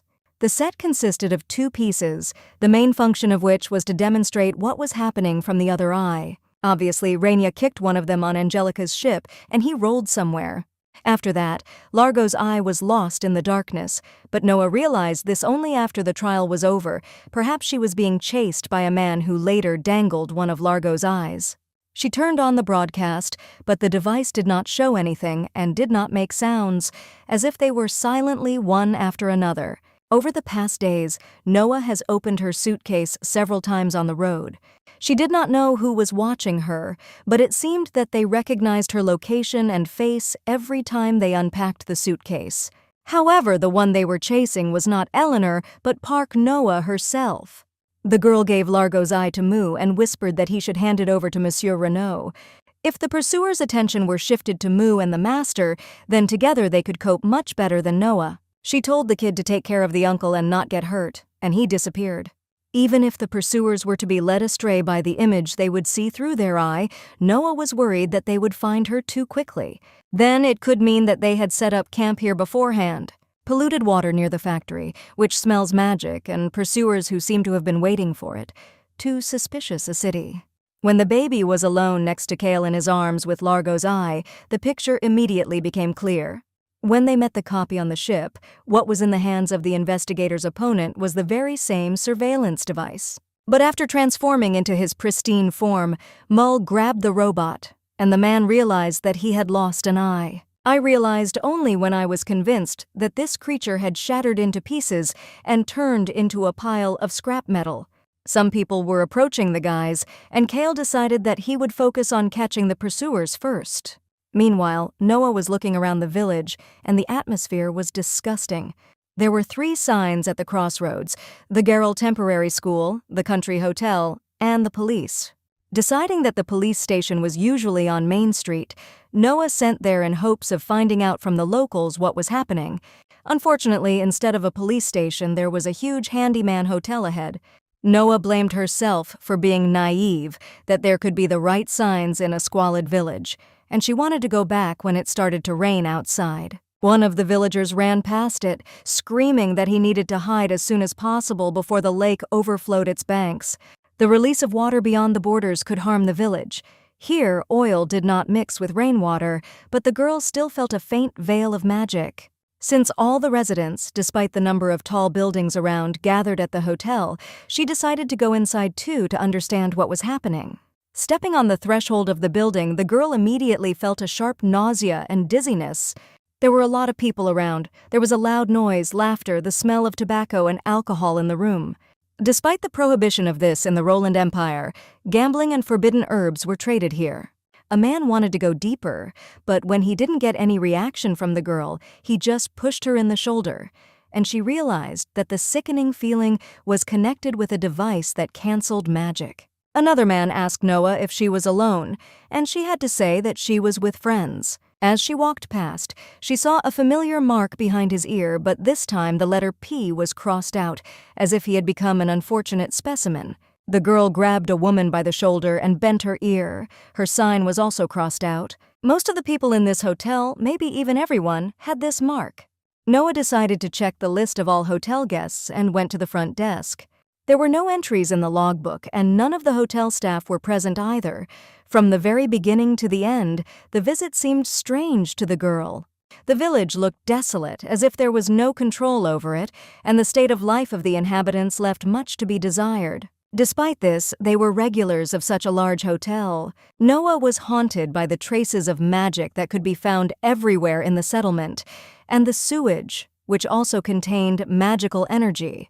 A hotel in which a barrier is installed is an ideal place for conducting forbidden experiments. And lonely workers, whom no one will worry about if they suddenly disappear, are just test subjects. It was also an excellent place for the disposal of polluted water generated during the study. As Noah pondered all this, she was approached unnoticed by the Minister of Magic, Adrian Rosenel. The action took place in the spring of 578, according to the local chronology. In this very hotel, among the piles of blueprints, Adrian tried to find out from Eleanor if she really would not stop there. In fact, the girl heard what he was talking about but stubbornly ignored his words. When she did this, the guy just waited silently, sometimes for hours and sometimes all day. When Eleanor finally spoke, he tried to prove to her that there were many other interesting protectors, including the airships they had talked about earlier. The witch believed that the design of the replicas was paramount, because no matter how magnificent the plan she invented, no matter how perfect the blueprint, As long as this world was full of fools, it would change too slowly. The trains were still bulky and slow, and the buildings did not rise more than 4 stories above the ground. People still used manual labor, and if there was no telephone nearby, it was impossible to contact anyone. Previously, magic in Roland was forgotten, but thanks to Eleanor, its second flowering began. If Adrian had said that Roland was developing fast enough, the girl would have replied that he was thinking too narrowly. Eleanor yearned for many things, because the world was slow and life was short. A genius like her had only a couple of decades to live. At least Adrian agreed with this. Eleanor was too brilliant to live less than 100 years, and too beautiful. It was possible to think more simply, for example, to give birth and leave a genius descendant similar to himself. But Eleanor didn't want that. She wanted herself and no one else. When Adrian called Noah Ellie, the girl asked her to stop. She was not a baroness from the beginning, and he knew it. The guy chose the moment perfectly because the local rain was harmful to the human body, and the hotel was the only place in the village where you could hide from it. It was raining because of Hadrian himself, such a large-scale magic that either he or Eleanor could perform. Now Noah had even more questions about whether Rainia was alive, what was going on here, and who had taken Largo's eye. Besides, she wasn't sure if the real Rosanelle was standing in front of her, and she didn't want to talk to the fake. Then the guy took out a knife and ran the blade over his palm so that Noah had no reason to doubt that he was real. If there was a real Hadrian in front of her, then there was a fake in the capital. Since the girl had misunderstood something, the mage explained that he had not killed Eleanor. She had done it herself. There was a similar legend. A man whose wings were attached to beeswax flew to a forbidden height, where the wax melted, and the man fell down and died. Eleonora planned to give people the impossible, for example, to create an artificial human. They agreed not to discuss it anymore, but Adrian insisted that the machine could destroy the connection between the body and the soul by killing a person. Even if the body is wounded, it can heal and recover, but the soul is ephemeral, so it cannot recover when wounded. The guy continued to talk about how the idea was unsuccessful, and Eleanor fell silent, shuddered, and hit him in the face. She beat and kicked Adrian, and he trembled, cried, and apologized, hoping that she would not leave him now. Her anger changed to alms. The girl approached her lover, stroked his head, and he buried himself in the hem of her skirt. She said she wasn't angry anymore, but Adrian was sure it was a lie. Although it was a lie, he was ready to deceive himself, just to continue to be with the girl he loved. The only thing that worried Adrian now was where Eleanor's body was. You didn't have to go to a fortune teller to understand why. Everything was clear from the sad face of the guy. Mew kept Eleanor's body in the other world. She was unconscious but still alive. However, Adrian couldn't take the body unless Noah or Moo opened the door to a special space. He decided that it was time for the girl to sleep and leaned his hand against her forehead, using magic. On the streets of the city lay the bloody bodies of men shot by Cale Renault. He twisted one of them, laid him on the ground, and tried to torture him to find out where their master, Adrian Rosanelle, was. If his hypothesis was correct, then the Minister of Magic churned out a huge number of remarks. He could also make a duplicate of himself, entrust him with official affairs, and concentrate on personal matters. The man twisted on the ground argued that he did not know anything, and then Cale threatened him that he would shoot his limbs. It was pouring like a bucket outside, but the man was not a bit wet thanks to Moo's magic. It seems that this rain could harm the body, and if the baby's guesses were correct, Cale could get sick. A rather strange coincidence was that the dragon randomly teleported them to Harel, which Caillou had been told about by a colleague. However, this was no accident because Moo teleported them to where Noah wanted to go. Where he and Noah wanted to get for a few days was their goal. The place where prohibited case studies are conducted is the Adrian Rosanelle Research Laboratory. I could feel a faint trace of Noah's magic. She was not in danger. She was just protecting herself from the rain in this way. Compared to the capital, the population density was lower, but there was not a single living soul in the district. This could mean that all the locals are connected with the ongoing tests. When Adrian brought his hand to the girl's forehead, she intercepted his hand. Thanks to the resolution of the resonance problems, hypnosis did not affect her. Noah had no intention of giving Moo to the Minister of Magic, so she started a fire in the building. She controlled the fire so that it didn't have to suffocate or burn. She promised that she would spare his life and make him pay for his sins, and ran up the stairs to the second floor. There were many places to spend the night in the building, but there were no people at all, as if they had already been evacuated. Perhaps there was no one on the second floor initially because the doors opened without a key. Entering one of the rooms, Noah had to go by touch because it was so dark around, as if someone had drawn the curtains. When she looked down from the street, it seemed to her that the hotel was too big for the village. It was hard to imagine a hotel with such a spacious lobby. Inside, the ceilings were incredibly high, and the doors and windows were huge, matching the ceilings. Even the shape seemed different, and it was impossible to predict what would happen next. In the dark, Noah tried to find the switch, but accidentally stumbled upon something. With the help of magic, she illuminated the space in front of her and saw a pile of bodies thrown on top of each other.